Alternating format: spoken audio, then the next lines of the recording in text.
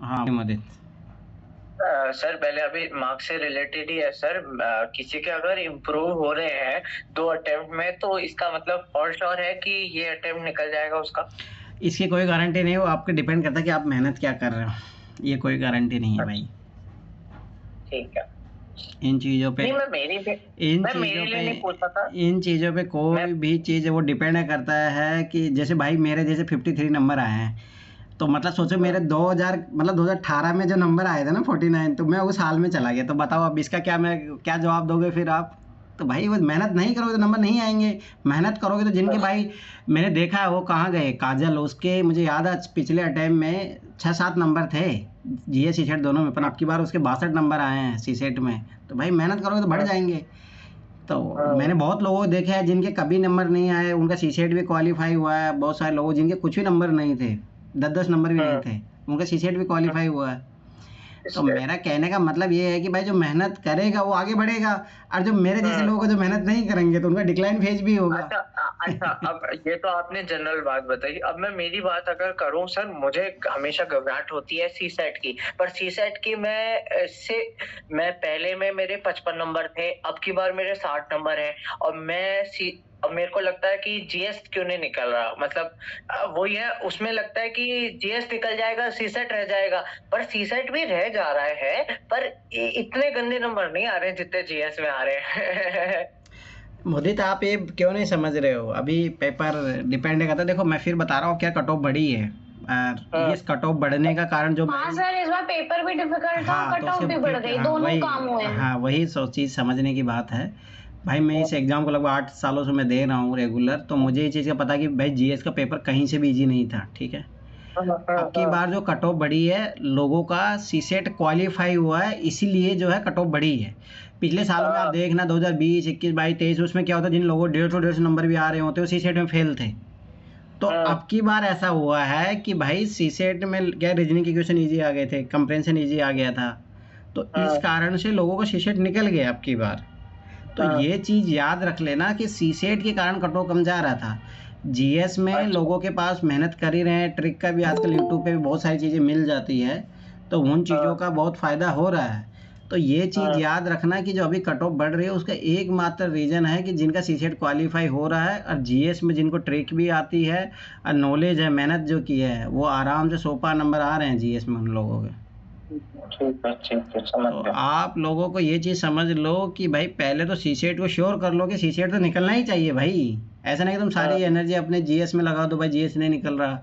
जिनका सी सेट मान के चलो, जिनका सी सेट निकल गया और वो अपना पूरा एनर्जी जीएस पे लगा दे कि मेरा जीएस नहीं निकल रहा, तो ये गलती भी मत करना भाई, बैलेंस लेके ही चलना है। दोनों को बैलेंस करके ही चलना पड़ेगा। हाँ सही है। और ये भी याद रख लो कि जीएस में आप 100 पार टारगेट करो भाई। मैं फिर बताऊँ, 120 प्लस टारगेट नहीं करोगे नहीं निकलेगा, कट ऑफ बढ़ेगी। मैं फिर 12 बता रहा हूँ। हाँ। अगर मान के चलो पेपर फिर से अगर लूज आता है सी सेट का कि टफ नहीं आया ज़्यादा, तो ये मान के चलो कट ऑफ अब की बात जनरल की 100 पार की 100 के समथिंग पहुंच जाएगी। तो जनरल की 100 पार तो ओबीसी के उतना ही मान के चलो। और एससी एसटी का जैसे एससी एसटी का डिफरेंस भी कम होता जा रहा है, तो एससी एसटी को भी 90 नंबर के समथिंग टारगेट करके ही चलना पड़ेगा, तब जाके चांसेज है। तो मतलब 90 तो कट ऑफ जाएगी, तो मतलब एससी एसटी को भी भाई 100 नंबर टारगेट करके चलना पड़ेगा। और ओबीसी और जनरल वाले जो लोग हैं उनको 120 प्लस टारगेट करोगे तब जाके कट ऑफ निकलेगा। दूसरी बात, अब क्या तो आंसर की भी आ जाएगी, तब क्या और चीज़ें ज़्यादा क्लियर हो जाएगी। अच्छी बात, अब क्या पहले ही क्लियर हो जाएगा मामला। पर फिर भी उसमें भी मैं फिर बता रहा हूँ प्लस माइनस होगा। ऐसा नहीं है कि आंसर आने के बाद में वेरी नहीं होता है, कम से जैसे पीसीएस में देख का करो, बहुत 5-10 नंबर इधर उधर हो जाता है। तो यूपीएससी में इतना भी नहीं मानोगे, तब भी मेरा मानना है कि 10 नंबर तो वेरिएशन होगा आंसर की आने के बावजूद भी, क्योंकि क्वेश्चनों को चैलेंज किया जाता है। तो भाई इसीलिए सही सबसे सेफ कंडीशन है कि आप 120 नंबर की तैयारी करो। क्योंकि अगर 120 नंबर आप मान के चलो एग्जाम में लाते हो, उस आंसर की से भी अगर मान के चलो प्लस माइनस भी होता है, तब भी आप सेफ जोन में रहोगे। अगर जो आज भी 100 नंबर की तैयारी कर रहा ना, तो भूल जाओ, नहीं निकलेगा cut off, GS cut off भी नहीं निकलेगा। सीसीएटी में मैं फिर बता रहा हूँ, सीसीएटी में भी जो है आप 100 नंबर की समथिंग तैयारी करो कि 90 से 100 नंबर हम ला सकते हैं। आज भी पेपर जो आप सीसीएटी टेस्ट दोगे तो उनमें ट्राई करना कि 90 प्लस आने लगे नंबर, तब जाके आपके रियल एग्जाम में भी 90 प्लस आएंगे।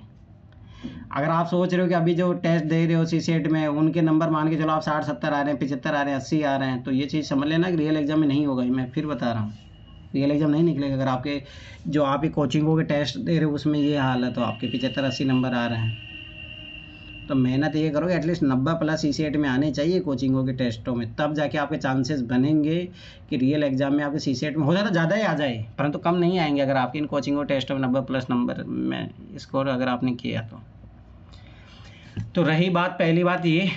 दूसरी बात मैंने ये चीज़ नोटिस किया है कि जैसे मैं सबका मार्कशीट किसने संडे अच्छा ये IFS का भरी है, हिमांशु ने भेज दिया और तो सबका आई। शिल्पा तुमने नहीं भेजा, तुम्हारे मार्कशीट तुमने तो दिया था ना पिछला टाइम? नहीं सर, नहीं दिया था जी। अच्छा ठीक है। अब देखो मैंने जो चेक किया ये चीज़ मेरे समझ में आ गई कि देखो जितना ट्रिक मेरी तरफ से सिखाना था मैंने लास्ट 2 साल से मैं सिखा ही रहा हूँ, तो उन चीज़ों का फ़र्क भी दिखा, लोगों के नंबर्स भी आए, परंतु वो ये कि तुम्हारे तरफ से कोई मेहनत नहीं है। मैंने देखा ना कि जैसे मतलब देखो जैसे नगीना का चलो ठीक है अच्छे नंबर थे, रमेश का थोड़ा अच्छा नंबर है ठीक है, और शिवानी का थोड़ा बहुत ठीक है, और इनके अलावा सबके जो मैंने पहले बताया था कि 30-40 नंबर तो आप मेरी ट्रिक से पहुंच जाओगे, तो लोगों की यही हाल है कि मतलब 50 से नीचे बहुत लोगों के नंबर है, तो वो भाई वो ट्रिक से नंबर आ रहे हैं, तुम्हारी मेहनत कहीं पे भी नहीं दिख रही है। तो अभी मैं ट्रिक की क्लासेज कराऊंगा तो फिर वही हाल होगा, फिर वही स्कोर वही रहेगा। तो अभी ज़रूरी है कि भाई आप लोग जो है अपने बेसिक्स को स्ट्रॉन्ग करो। ट्रिक क्लासेज ऑलरेडी आप लोगों के पास पड़ी है, मैं फिर वो क्लासेज कराऊंगा, आपका टाइम कंज्यूम होगा, फिर आप लोगों का माइंड भी नहीं चलेगा। तो मेरा मानना है कि भाई अभी पढ़ाई करो, बेसिक कॉन्सेप्ट जो है, बेसिक जो टॉपिक है उनको अच्छे से रिवाइज करो। मैं फिर बार बार यही चीज़ बोल रहा हूँ कि आपकी मेहनत प्लस मेरी मेहनत अगर दोनों जब कंबाइन होगी ना तब जाके 120-100+ नंबर आएंगे। तो उस चीज़ के लिए ज़रूरी है कि आप 30-40 क्वेश्चन जो है अपनी तरफ से इंश्योर करो कि हम ये है अपने दम पे सही कर सकते हैं, तब जाके आपकी जो है कट ऑफ भी निकलेगी और जो ट्रिक भी तभी अच्छे से काम करेगी। अब जैसे मुदित ने ओनली काम किया है, शिवानी ने थोड़ा बहुत काम किया है, कितने लोगों ने मुझे बताओ विजन के टेस्ट लगाए जो मैंने बोला था? किसी ने नहीं लगाए, पहली बात। दूसरी बात मैंने बोला था NCERT कितने लोगों ने पढ़ लिया भाई? तो वही बात है कि आप लोग अपनी तरफ से मेहनत ही नहीं करोगे तो भाई मेरी क्लासेज लेने का क्या ही मतलब है, आप बताओ। उन क्लासेज ऑलरेडी क्लासेज तो मेरी जो है पढ़ी है आप लोगों के पास, ऐसा कुछ तो है नहीं कि मैं कुछ नया सिखाऊंगा। अब की बार PY की क्लासेज चलेगी तो उसमें ये है कि भाई स्वाभाविक सी बात है कि हाँ लगे हाथ एक बार कर लेंगे, पर बात ये है ना कि आपका जब बेसिक ही स्ट्रॉन्ग नहीं होगा तो क्या ही मतलब है, बात तो ये है ना। अब जैसे मेरे पास ऑफलाइन वाले बच्चे आते हैं तो भाई उनका ये हाल है, उनके बेसिक्स ही नहीं है, तो मैं उनको ट्रिक भी सिखाता हूँ ना तब भी वो कोई मतलब नहीं है भाई। जब मान के चलो मैं जैसे अभी मैंने लगभग वो सारी ट्रिक पे काम किया, लगभग 200 की समथिंग मेरे पास ट्रिक्स हो चुकी है। तो मैंने ये चीज़ नोटिस किया है कि जैसे मान के चलो अब मैं कोई चीज़ समझा रहा हूँ, जैसे देखो अब ट्रिक्स के भी बहुत लेवल होते हैं कि जैसे पहला लेवल ये होता है कि जैसे सबसे पहला लेवल तो भाई 100% आपके पास नॉलेज हो, तो ऐसे क्वेश्चन बहुत कम होते हैं जिसमें 100% नॉलेज हो। फिर दूसरा जो काम होती है कॉमन सेंस वाला, गेस वर्किंग वाला, तो भाई उसके लिए भी आपको नॉलेज चाहिए, रिलेटिव नॉलेज चाहिए। जैसे मैं पैसेज कल कर रहा था कल, तो मैंने उसमें एक सेंटेंस ये था कि बच्चों के लिए जो है वयस्क समाज जो है कुछ भी कार्य नहीं करता है। अब ये पैसेज में गलत है। अब आप देखो कोई व्यक्ति क्यों गलत करेगा कि इसको बस ये नहीं है एक्सट्रीम दे दिया काट दिया, भाई उसके पीछे कोरिलेशन नॉलेज भी सोचो ना। जैसे कैलाश सत्यार्थी है भाई, उसने बचपन बचाओ आंदोलन चलाया, तो ये रिलेटेबल जो नॉलेज होता है ना, अगर जिस दिन आपके पास ये नॉलेज आ गया कि आप चीज़ों को कनेक्ट करके और उस चीज़ में अप्लाई कर लिए, तो भाई आपको है ना, मैं फिर 12 बता रहा हूँ कि लगभग 150 नंबर भी आ जाएंगे इन पेपर में, GS CCET दोनों में। परंतु वो रिलेटेबल नॉलेज के लिए भी आपके पास एक नॉलेज बेस तो होना चाहिए ना। अगर आपके पास वो है ही नहीं तो भाई वो मेरी ट्रिक कुछ ही काम नहीं करेंगे। तो वही हाल हो रहा है, जैसे मेरा भी पिछले अटेम्प्ट में कम क्यों नंबर आए, मैं तो खुद बोल रहा हूँ। पहली बात तो क्वेश्चनों को गलत पढ़ना हो गया, दूसरी बात ट्रिक्स को भी अच्छे से अप्लाई नहीं कर पाने का कमी है कि आप जब तक आपकी बेसिक जो चीज़ें हैं कॉन्सेप्ट है वो आपके इधर उधर उड़े हुए हैं ना, तो तब तक चीज़ें नहीं होगी। जैसे हाँ उस दिन ये सना भी पूछ रही थी ना कि वो कि सर मिनिस्ट्री को है। अब देखो मैं फिर बता रहा हूँ, मैं खुद गलती करके आया हूँ, मैं दूसरों को आप लोगों को क्या बोलूँ। मिनिस्ट्री देखा मैंने काट दिया, परंतु भाई ये रिलेटेबल नॉलेज तो कौन पढ़ेगा भाई। वो नवीकरणीय ऊर्जा लिखा है वहाँ पे, सोलर एनर्जी लिखा है भाई, तो सोलर एनर्जी को नवीकरणीय जो मिनिस्ट्री है वही नहीं करेगी तो कौन करेगी। अब ये होता है भाई, रिलेटेबल नॉलेज अगर आप अप्लाई नहीं करोगे तो ट्रिक सिखाने के बावजूद भी तो आप गलत करके आओगे। तो ये चीज़ मैं बता रहा हूँ कि भाई ये पहले बेसिक्स तो पढ़ लो। अगर आप बेसिक्स नहीं पढ़ोगे तो जो ट्रिक्स वो कोई काम की नहीं है। और वो पिछले अटे में देख लो मेरा यही हाल हुआ है। सर एक चीज मुझे और कहनी थी, जितना मुझे समझ में आया सर, आप जैसे आपने अभी बताया, ये ट्रिक के लिए नॉलेज, रिलेटेबल नॉलेज होना जरूरी है, थोड़ा कॉमन सेंस पे खेलना जरूरी है। सर मेरी अब इससे मुझे मेरी गलती रियलाइज हो रही है ना, कि मैंने कभी आज तक अटेम्प्ट में, मेरे 2 अटेम्प्ट में कभी 100 क्वेश्चन नहीं करे, कभी नहीं करे। वो और गलती ये है।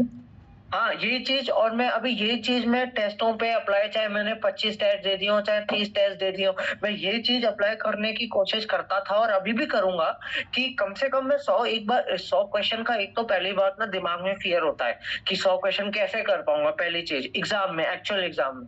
तो इन टेस्टों के माध्यम से मुझे ऐसा लग रहा है कि कम से कम एक फियर तो निकला कि भाई 100 क्वेश्चन भी 2 घंटे में आराम से अटेम्प्ट किए जा सकते हैं। एक चीज ये, और वो वाइल्ड गैस का कभी कभी ना वाइल्ड गैस भी सही हो जाता है सर इनमें, कि भाई एक ऐसा गैस कर दिया वो बिल्कुल सही होता है। देखो मैं फिर बता रहा हूँ, वो चीज़ें ये सब है, परंतु इन चीज़ों से पहले जो सबसे बेसिक चीज़ है वो ये है कि आप अपने फाउंडेशन तैयार कीजिए, अपने बेसिक जो है। अब जैसे मैंने बोला था भाई एनसीईआरटी पढ़ लो, ज्योग्राफी के लिए एनसीईआरटी पढ़ लोगे उससे भी काम हो जाता है। हिस्ट्री के लिए विपिन चंद्रा पढ़ लो, कोई ज़रूरत नहीं है भाई स्पेक्ट्रम पढ़ने की, मैं साफ बोल रहा हूँ, कोई ज़रूरत नहीं, विपिन चंद्रा पढ़ लो उससे भी तुम्हारा काम हो जाएगा। तो एटलीस्ट जो मिनिमम जो चीज़ें हैं आपकी, वो चीज़ तो पढ़ो ना भाई। अगर आप वो भी नहीं पढ़ रहे हो, फिर सोच रहे हो कि ट्रिक के सहारे एग्ज़ाम नहीं निकलेगा, वही रहेगा हाल। मैं फिर बता दूँ, देखो ना, लगभग मैं 2 एग्ज़ाम से तो मैं कंटिन्यू पढ़ा रहा हूँ, तीसरा एग्ज़ाम है।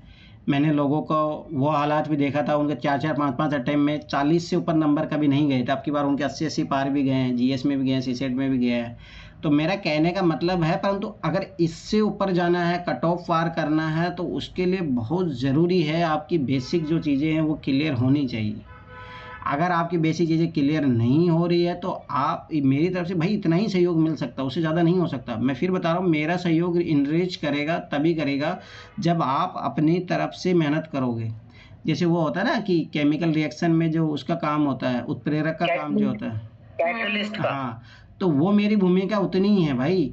जितना आप बेसिक चीज़ों पे जितना काम करोगे तो मेरी जो ट्रिक है उतना ही अच्छे से काम करेगी। अगर आप बेसिक्स पे काम नहीं करोगे तो वो कोई काम की नहीं है।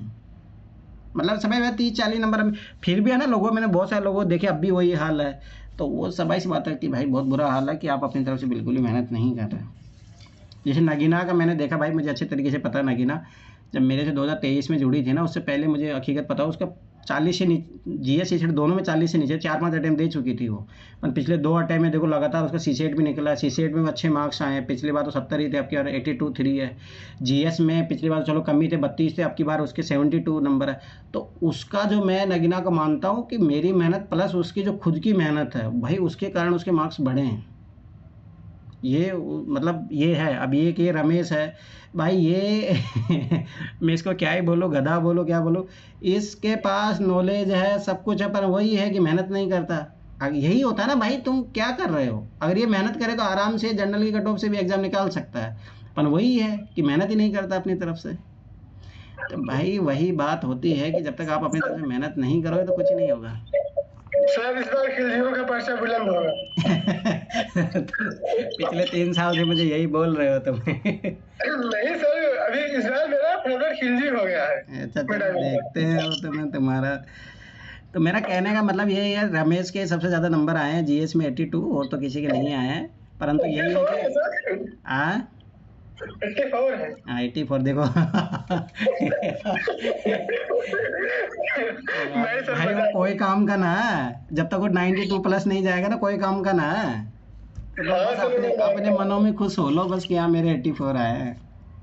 अरे सर आ गए हैं, मुझे पता है कैसे आए हैं। इसीलिए बोलो मेहनत कर लो भाई, नहीं तो वही बस यही है, कट ऑफ के इर्द गिर्द घूमते रहोगे, एग्जाम कभी मेंस लिखने को मिलेगा नहीं, मेहनत नहीं करोगे। तुम्हें तो भाई थोड़ा बहुत भी अगर सिंसियर हो जाओगे, 2 महीने पढ़ लो, निकल जाएगा तुम्हारा कट ऑफ के एकदम। क्या हो गया? दिल्ली चलाऊं क्या?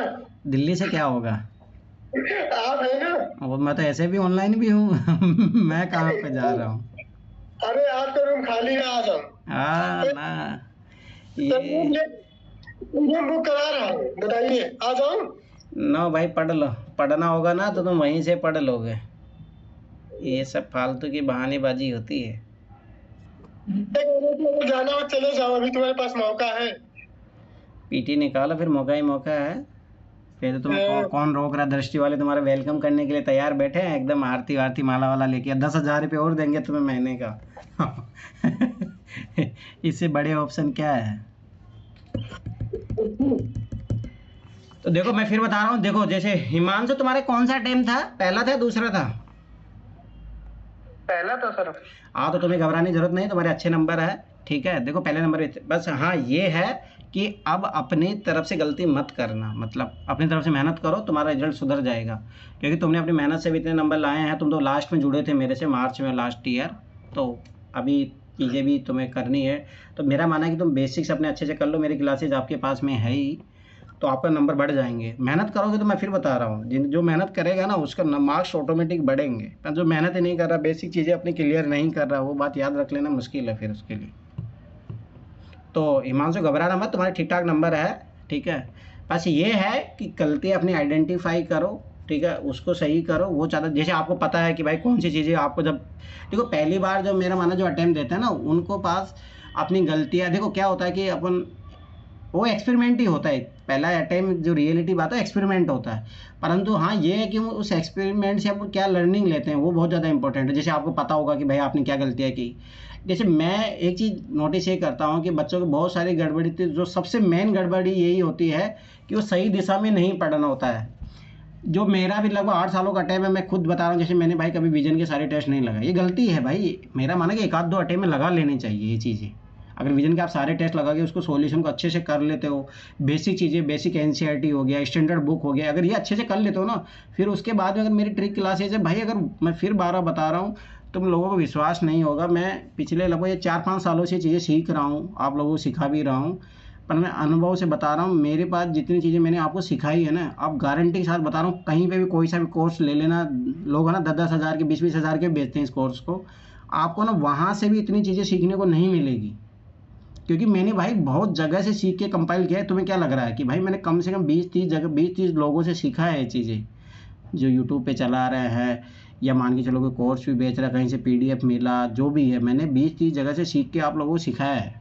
तो भाई आप लोगों के पास ऑलरेडी बहुत कुछ ज़्यादा है। ऐसा नहीं कि आप अपने आप को ये मत सोचो कि भाई जिन लोगों को ज़्यादा नंबर आ रहे हैं, तो उनका कारण ये है कि उनके बेसिक्स अच्छे हैं। ये कमी नहीं है कि उनके इसके अलावा कोई नया ट्रिक सीख लिए है। भाई इनके अलावा और कोई ट्रिक नहीं बची है।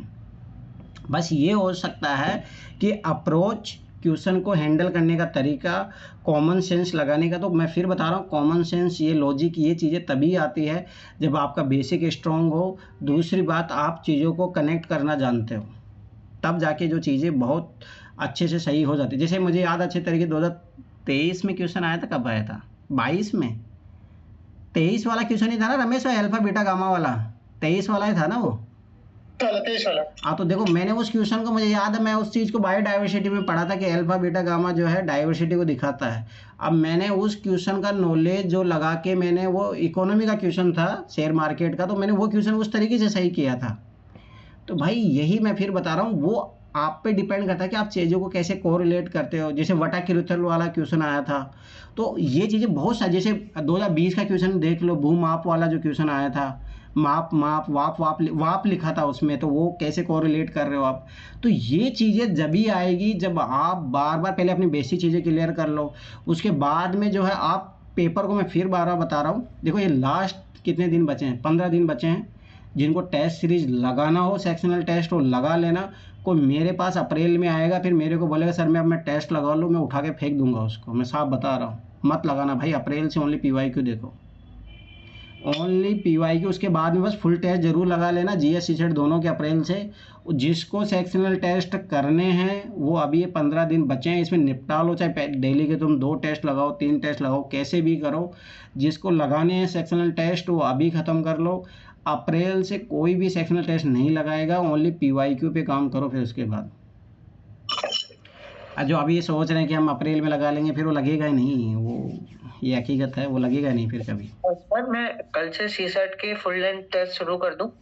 कर दो आप तो, अगर तुमने क्योंकि टॉपिक पढ़ भी क्योंकि लिए सर रीजनिंग वाले तो लगा ही लो। क्योंकि सर क्योंकि मैंने इसमें सेक्शनल तो रीजनिंग से पढ़ने से पहले कॉम्प्रिहेंशन के तो मैंने आपकी 2 बार क्लास भी देख ली, जो आपने पीवाईक्यू कराए और जो भी आप उसमें इम्पोर्टेंट है आप बताते थे ना, वो देख ली। और प्लस इसमें कॉम्प्रिहेंशन के सेक्शनल टेस्ट लगा लिए, तो वो मेरे को कॉम्प्रिहेंशन में तो अब ऐसा है कि मुझे कोई कहीं से भी पूछ ले वो मैं कर लेता हूँ। और कई बार तो ऐसा भी होता है कि आपकी ट्रिक मेरे दिमाग में चलती है ना, जो आप जैसे कुछ बच्चों का नाम लेके आप क्लास में कहते थे, मैंने देखा कि जैसे कोई नगीना है या मतलब जो भी कोई है, तो आप बोलते थे ये उठा के फेंक दूंगा, जो वो चीजें मेरे को चलती है कि आप मुझे कह रहे हो, तो वो दिमाग वहां से काम करके कनेक्ट द डॉट्स जो आप कह रहे हो ना, वो डॉट कनेक्ट हो जाती हैं।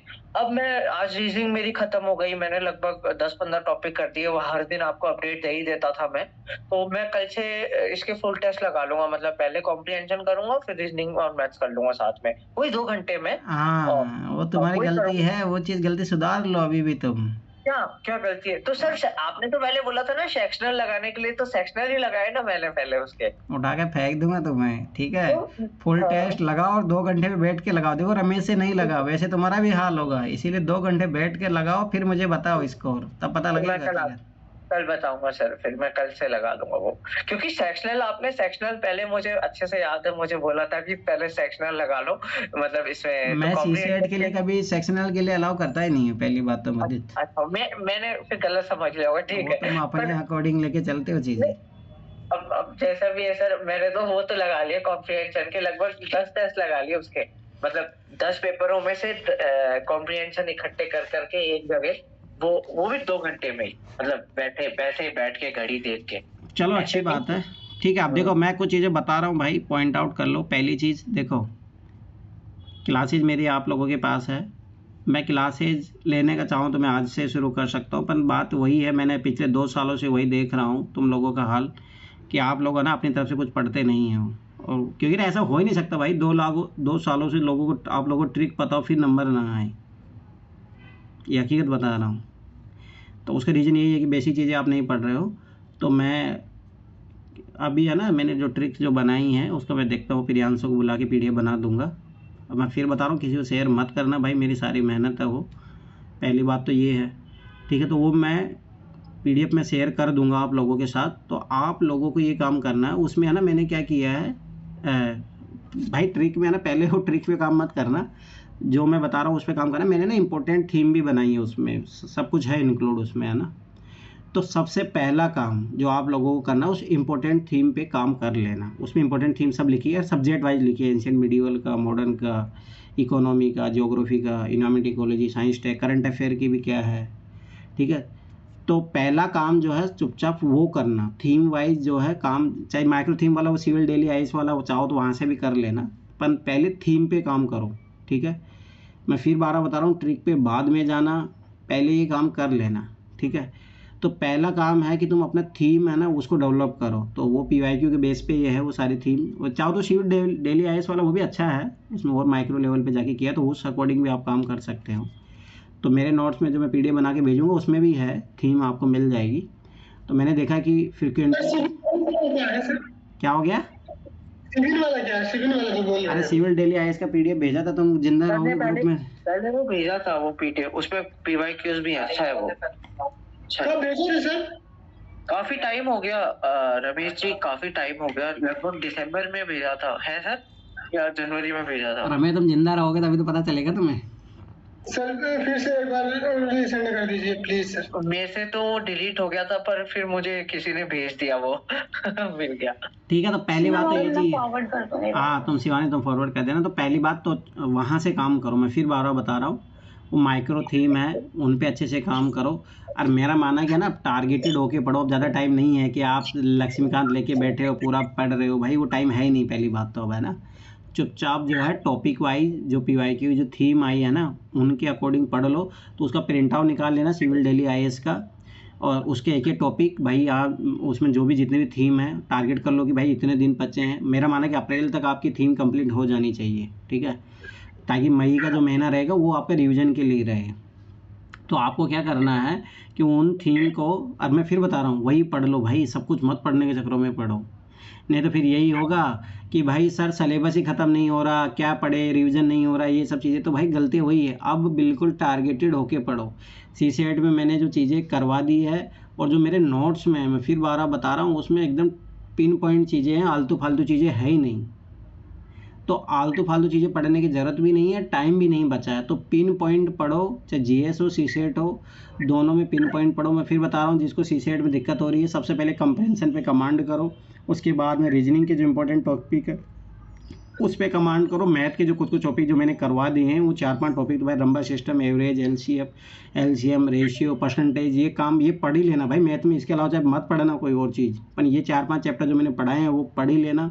रीजनिंग के जो सीक्वेंस वाले हैं, रैंकिंग ऑर्डर वाले हैं, ये कुछ कुछ चीज़ें जो है डायरेक्शन वाले हैं, पजल वाले जो होते हैं, भाई ये कर लो, इनसे हमेशा क्वेश्चन आते हैं।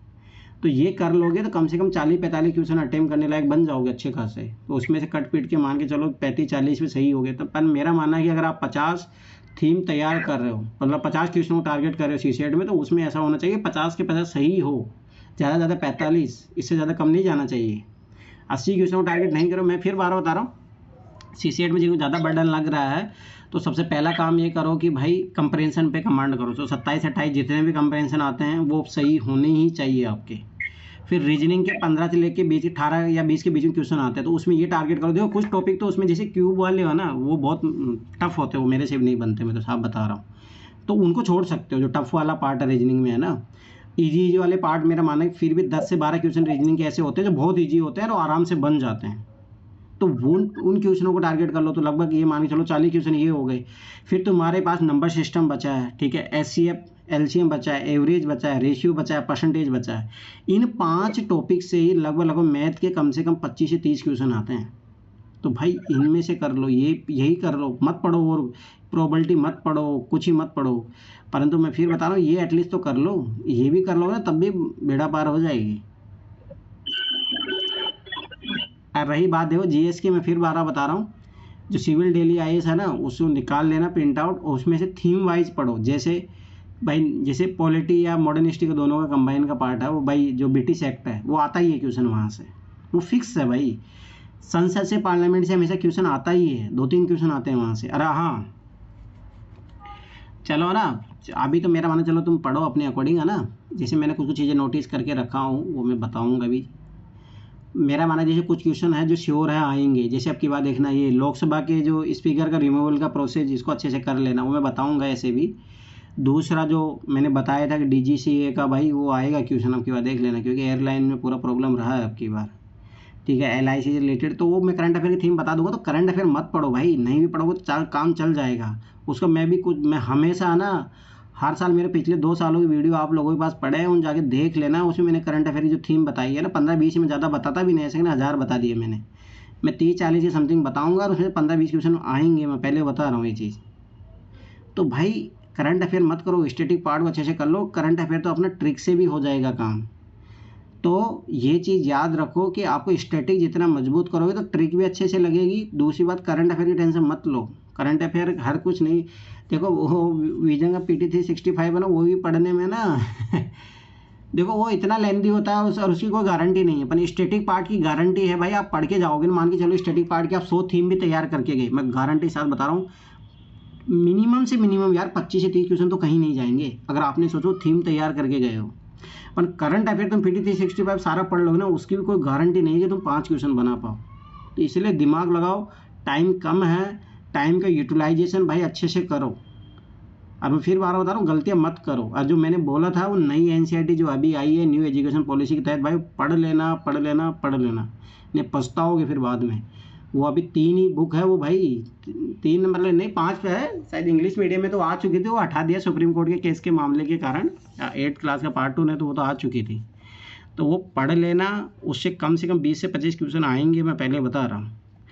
तो इसीलिए मैं फिर 12 बता रहा हूँ, एम्फेसाइज कर रहा हूँ तुम लोगों को, भाई आप लोग अपने स्टैटिक पार्ट को अच्छे से कमांड करो। ट्रिक वाली क्लासेज ऑलरेडी आप लोगों के पास पड़ी है, ठीक है। ऐसी क्लासेज लूँगा, पर मैं अभी जब तक तुम लोगों के सही चीज़ें नहीं हो जाती, मैं देख रहा हूँ कि तुम लोग बेसिक्स पे अभी भी काम नहीं कर रहे हो, तो कोई मतलब ही नहीं है ना, मेरी क्लास लेने का क्या ही फ़ायदा है। मैं पिछले 2 सालों से देख लिया भाई कि नहीं तो कोई रिजल्ट आया तुम लोगों का, नहीं मार्क्स में ऐसा भी कोई इम्प्रूवमेंट नहीं है कि हाँ आप लोगों की जीएस की कट ऑफ भी निकल रही हो। सीसेट का भी, सीसेट का चलो अब की बार कितने लोगों का सीसेट निकला है, नगीना का निकला है और ये शिवानी का निकला है बस सीसेट, और किसी का नहीं निकला सीसेट। हाँ, और किसी का नहीं निकला, तो क्या ही मतलब है बताओ। 2 ही लोग हैं जिनका निकला है बस सीसेट। तो वही है ना, तो साफ दिख रहा है कि आप अपनी तरफ से मेहनत कर ही नहीं रहे। ये सबका निकलना चाहिए ना भाई। ट्रिक तो सबको मैं सिखा चुका हूँ, ऐसा तो है नहीं कि भाई मैंने नगीना और शिवानी को अलग से सिखाया है। शिवानी तुम्हारे लास्ट ईयर अटेम्प्ट में कितने थे जब आप मेरे से नहीं जुड़ी थी, तब सीसेट में कितने थे तुम्हारे?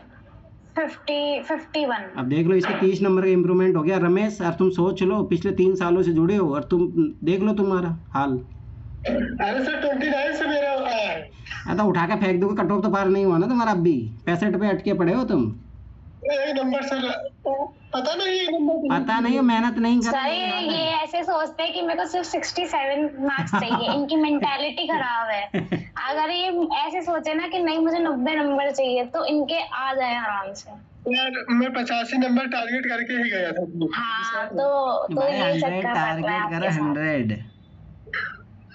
टारगेट करने से टेस्ट, तुमसे एक टेस्ट तो नहीं दिया गया तुमसे?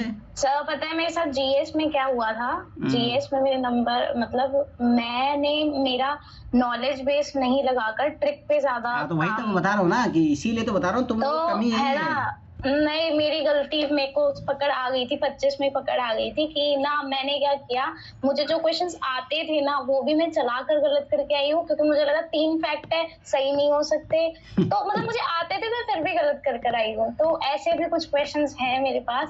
चल ठीक है, मुझे भी लगता है पहले नॉलेज रखो फिर ट्रिक रखो अपनी। हाँ मतलब दोनों से ही होगा, एक किसी चीज से नहीं हो सकता।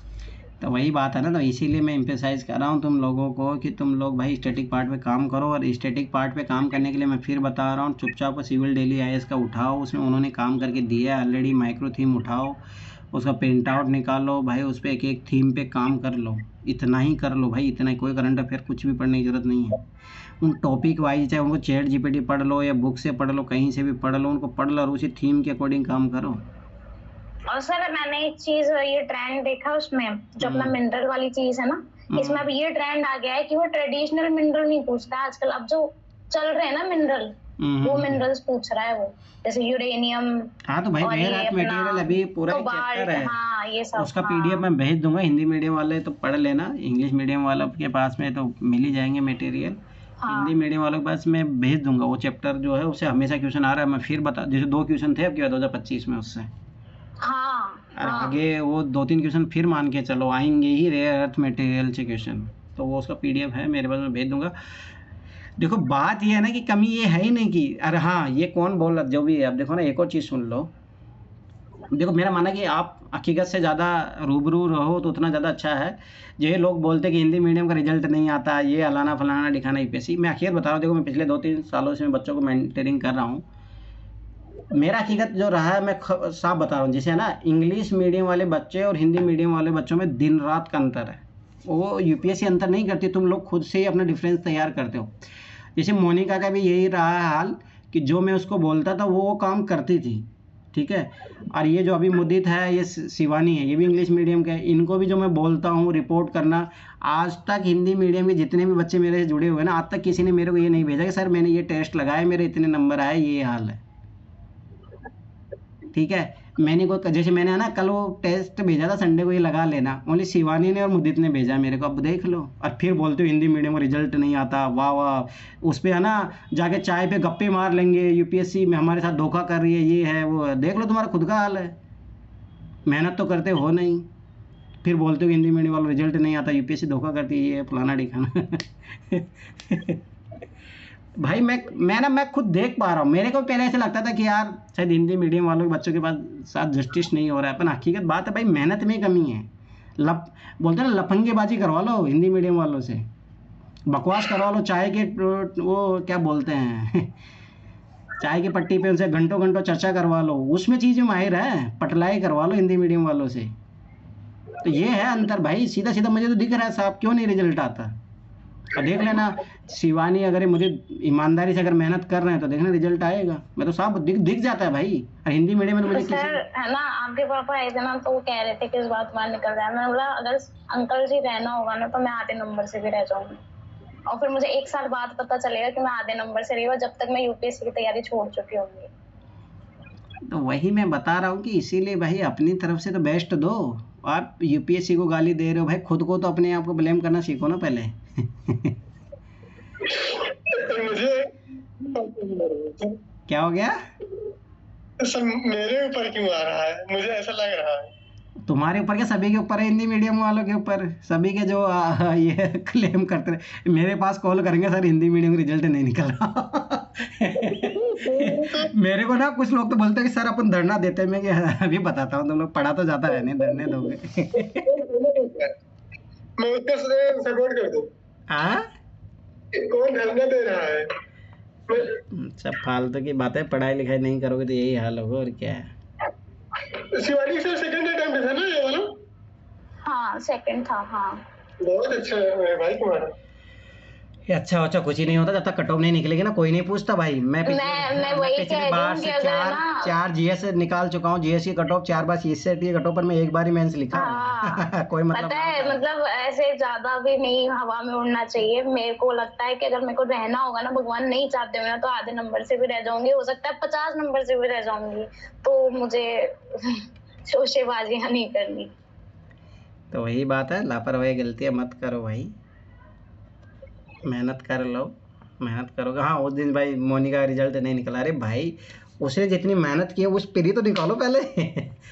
भाई उसकी किस्मत ये रही कि उसके इंटरव्यू में मार्क्स नहीं मिले। सबसे पहले 165 ही मिले अब की बार भी। दूसरा तो एक तो ऐसे में कम रह गए उसके, 88 रहे, 9 नंबर फिर अब की यार कम रह गए फाइनल सिलेक्शन में। पर मेरा कहने मतलब यार आप पहले पीटी तो निकालो यार, उसके बराबर तुम इंटरव्यू तक तो पहुँचो, फिर बात कंपेरिजन करना मोनिका से अपने आप को। मोनिका नहीं हो रहा, हमें एग्जाम छोड़ देना चाहिए तैयारी, ये फलाना। सही बात है, कम से कम अपना 100% दे के छोड़ो। ये भावुक इंसान कौन है सर? आप नाम नहीं लेते, रैंडम ही बोल देते हैं। मैं जानना चाहता हूँ, देश जानना चाहता हूँ। नाम क्यों बताऊं भाई, वो आप सब अपने आप को मान के चलो हम ही हैं। मैं तो सबको बोल रहा हूँ। ठीक है, तो यही रही बात। मैं फिर बार बता रहा हूँ, देखो पढ़ाई करो भाई, पढ़ाई करोगे। युवराज शादी से फ्री हो गए, अभी भी शादी में ही हो तुम? भाई युवराज कितनी शादी में जाता है, मैं भी पता है इसके स्टेटस देख देख के सोचती कितनी शादी में जाता है। आ गया आ गया। लग रहा है 1 महीना बिता के आए हो पूरा। नहीं 15 दिन, 1-2 तारीख को गया था। अच्छा पढ़ो भाई, पढ़ो नहीं तो फिर शादी अटेम्प्ट करते रहोगे इधर उधर। सर अभी अपने ग्रुप में से किसी और की भी तो शादी हो गई क्या? और निखिल की हो गई, शादी हो गई। वो बंदा भाई किसी को इनवाइट भी नहीं किया। मैंने अच्छा, ना, निखिल ने शादी कर ली? अरे भाई तो वही तो बात सुनो, बात है ना, बात कब की है, मतलब 28 फरवरी की बात है। पर मुझे लगा यार, मुझे याद था कि उसने बताया था कि 25 फरवरी की शादी है उसकी। तो मुझे टेंशन होने लग गई कि यार न तो उसने इनविटेशन कार्ड भेजा, ना मैंने उसकी फोटो वोटो देखी। भाई स्टेटस भी लगाते हैं बंदे भाई, ठीक है। अब मुझे टेंशन होने लगी भाई कुछ दिक्कत, क्योंकि ऑलरेडी वो थोड़ा कॉम्प्लेक्स मैटर था, वो शादी होने में थोड़ी दिक्कत हो रही थी। तो मुझे टेंशन हुई, तो मैं कॉल किया, भाई तो कहाँ पे है भाई, तेरी शादी वादी हुई नहीं हुई? बोला सर हो गई। मैं बोला कि यार बता तो देता एटलीस्ट कि हो गई है शादी वादी। तो वही मैं बता रहा हूँ कि देखो क्या होता आपको तो ठीक है सर, मेरे को भी नहीं भेजा उसने कार्ड, जो मुझे कॉल भी नहीं किया उसने। अब सोचो तुम्हारे साथ तो बहुत बड़ा दगा कर दिया भाई उसने। और क्या सर मैं जैसे था, कौन सा आ गए थे आप? अरे तो तुम्हारी शादी सहेली थी, तो तुम्हारे भाई की शादी थी यार, भाई की शादी में कौन जाता है? अरे मतलब क्या ही कहें सर। तुम्हारी शादी में तो आएंगे, तुम बुलाओ तो सीधी। पर देख निखिल की शादी में बुलाया नहीं तो हम कहाँ से जाएंगे बताओ। अरे बात जाने वाने की नहीं होती, बात ये है कि भाई थोड़ा भाई बताना, इन्फॉर्मेशन होना चाहिए कि भाई चीज़ें चलो सकुशल सब कुछ हो गया, सब मंगल हो गया हो, पता तो रहना चाहिए ना। मुझे पता लगा कि भाई कुछ और ही गलती चीज़ें न हो जाए। ठीक है, तो युवराज पढ़ लो भाई, शादी वादी खूब मना लिए हो, और नंबर घबराओ मत। फिर भी तुम्हारा इम्प्रूवमेंट हुआ है, अच्छा खासा इम्प्रूवमेंट हुआ है, परंतु ये है कि अभी तुम्हें बहुत मेहनत की ज़रूरत है। लापरवाही मत करो, अभी भी टाइम है अच्छा खासा। तो अपने स्टैटिक पार्ट को अच्छे से कर लो। और रही बात, मैं ट्रिक वाली PDF बना के भेज दूंगा, जो मेरी तरफ से जितनी भी लगभग उसमें 200 की समथिंग ट्रिक है, तो आप लोगों को ये काम करना है इसमें, है ना, अब ध्यान से समझ लेना। देखो ऑलरेडी क्लासेज आपके पास सब्जेक्ट वाइज भी पढ़ी है, ईयर वाइज भी पढ़ी है आपके पास। मैं लूँगा क्लासेज, मैं फिर 12 बता रहा हूँ, पर अभी उसका सही टाइम नहीं है, मैं फिर 12 बता रहा हूँ। आप लोगों को सबसे पहले स्टैटिक पार्ट पे कमांड कर लो। जितना जल्दी आप कमांड करोगे तो देखो लगभग 15 दिन तो इस महीने के बचे हैं आप लोगों के पास। तो इसमें जिसको भाई सेक्शनल टेस्ट लगाने हैं विजन के, वो लगा लेना सबसे पहला काम, ठीक। देखो मतलब मेरा मानना है कि आप किसी भी अप्रोच से शुरू कर सकते हो, जिसका जो अप्रोच लेना वो ले। देखो पहली अप्रोच ये है कि भाई आप डायरेक्ट पीवाईक्यू की थीम उठाओ, उनको कंप्लीट कर लो। जितना जल्दी करोगे उतना ज़्यादा बढ़िया है, ठीक है। तो पहला काम तो ये कर सकते हो आप कि पीवाईक्यू को ओनली, देखो मैं फिर बता रहा हूँ सबका अलग अलग तरीका होता है, और इसमें कोई भी तरीका गलत नहीं है। मैं फिर 12 बता रहा हूँ, बात ट्रस्ट की है कि आप किस प्रोसेस पे बिलीव करते हो। देखो पहली अप्रोच क्या है, आप विजन के टेस्ट जो है उसका जो सिलेबस है उसके अकॉर्डिंग पढ़ो, जो भी उसने मेंशन किया कि ये चैप्टर पढ़ के आओ, टेस्ट लगाओ, उसका सॉल्यूशन को जो है इनरिच करो उसको, ठीक है, अपना जो भी है उसमें इंक्लूड करो। पहला तरीका ये होता है तैयारी का, ठीक।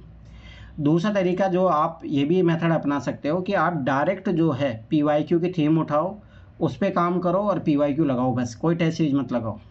तो उसके लिए यूथ वाली बुक है आप लोगों के पास, मैंने वो इंग्लिश हिंदी मीडियम दोनों में भेज दी है। तो एक तरीका आप वो भी कर सकते हो कि आप जो पीवाईक्यू की थीम है ना उसको ओनली तैयार करो, और उसके बेस पे जो पीवाईक्यू में जो आए हुए हैं क्वेश्चन उन्हीं को प्रैक्टिस कर लो। कोई ज़रूरत नहीं टेस्ट लगाने की, मैं साफ बता रहा हूँ, ठीक। उसके बाद में जो है आप लोगों को फुल टेस्ट पे आपको काम करना है, ठीक है। उसी के पैरेलल में आपको ट्रिक वाला काम भी जो है आप साइड बाय साइड कर सकते हैं। तो एक ये अप्रोच है, इससे भी मैं फिर बता रहा हूँ ना, इसमें भी कोई कमी ना है। अगर आप इस तरीके से करते हो कोई ज़रूरत नहीं आप विजन का टेस्ट लगाओ, परंतु ये काम तो देखो बात विजन का टेस्ट लगाने की नहीं है, बात यहाँ पे क्वेश्चन सोल्व करने की है। तो आप जब वाइज बात थीम वाइज पढ़ोगे तो पीवाईक्यू भी सोल्व करोगे। इतने वो यूथ वाली बुक में भाई अच्छा खासा क्वेश्चन दिए हुए हैं, उसमें अगर वो भी करते हो वो भी अच्छी बात है। जैसे आपने मान के चलो भाई महात्मा गांधी इंपॉर्टेंट टॉपिक है, महात्मा गांधी के बारे में अच्छे से आपने डिटेल में पढ़ लिया, उसके बाद में जितना भी वो चैप्टर उसमें जाके क्वेश्चन लगा लो, सोल्व कर लो, हो गया काम खत्म।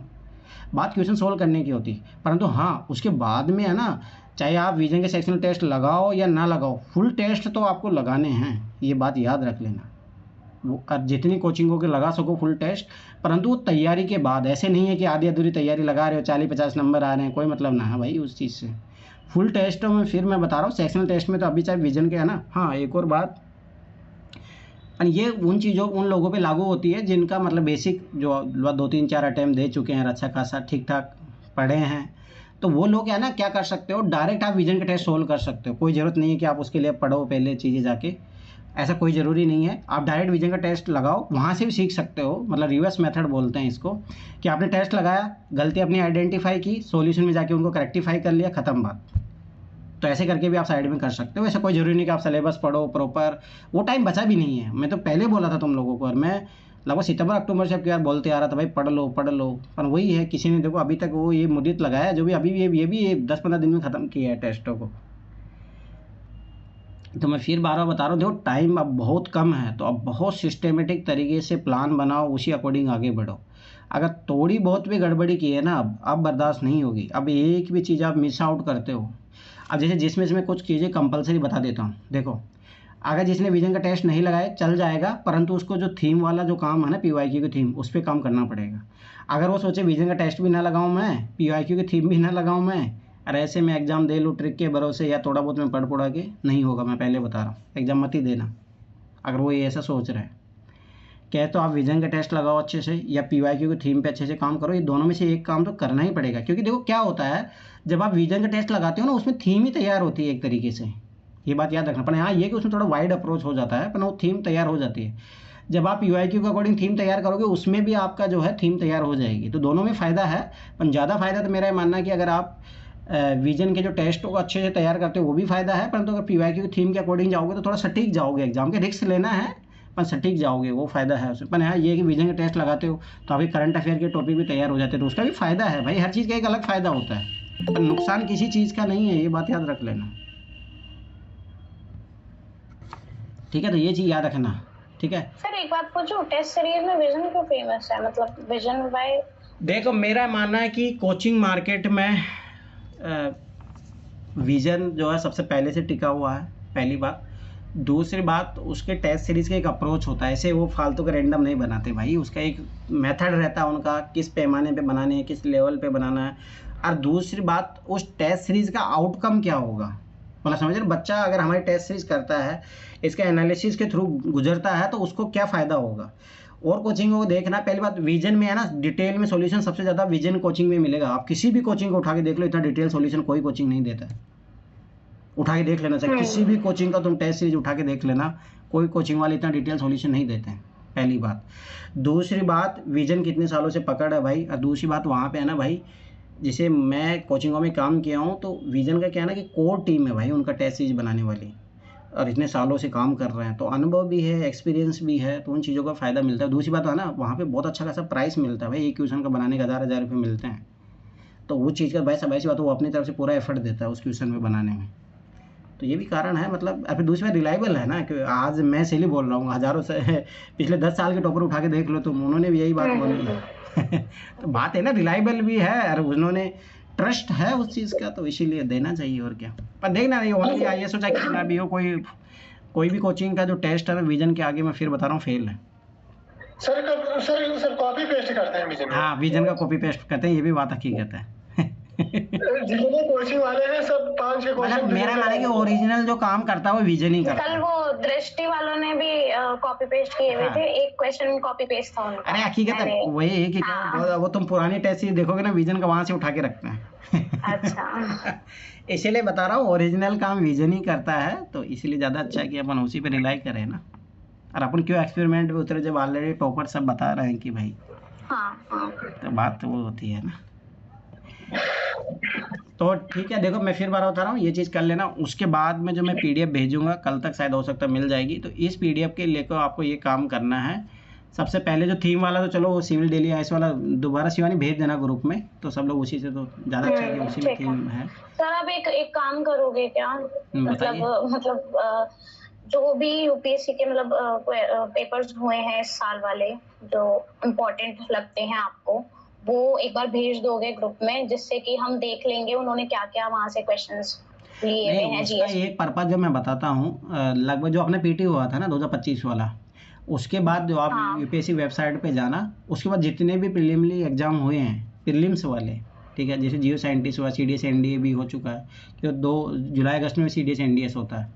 याद हो आप मेरे को लिखवा दो कि कौन कौन से पेपर्स देखने हैं। मैं बता तो रहा हूँ ना, आपका जो प्रीलिम्स एग्जाम जो हुआ था 25 मई को, उसके बाद में जितने भी UPSC ने एग्जाम कंडक्ट करवाए हैं ऑब्जेक्टिव टाइप के, वो सारे पेपर आपको देखना है, चाहे वो कोई सा भी CFEF का होता है उसमें, ठीक है, CDS NDA वाला होता है, जियो साइंटिस्ट वाला होता है, इंजीनियरिंग साइंस वाला भी होता है, ठीक है, जितने भी पेपर करवाएं। अब वहाँ से क्या देखना होता है, पहली बात करंट के क्वेश्चन बहुत सारे जो है थीम से आते हैं, कभी कभी तो डायरेक्ट कॉपी पेस्ट भी होते हैं, तो मैंने उसका प्रूफ भी दिया है आप लोगों को, ठीक है।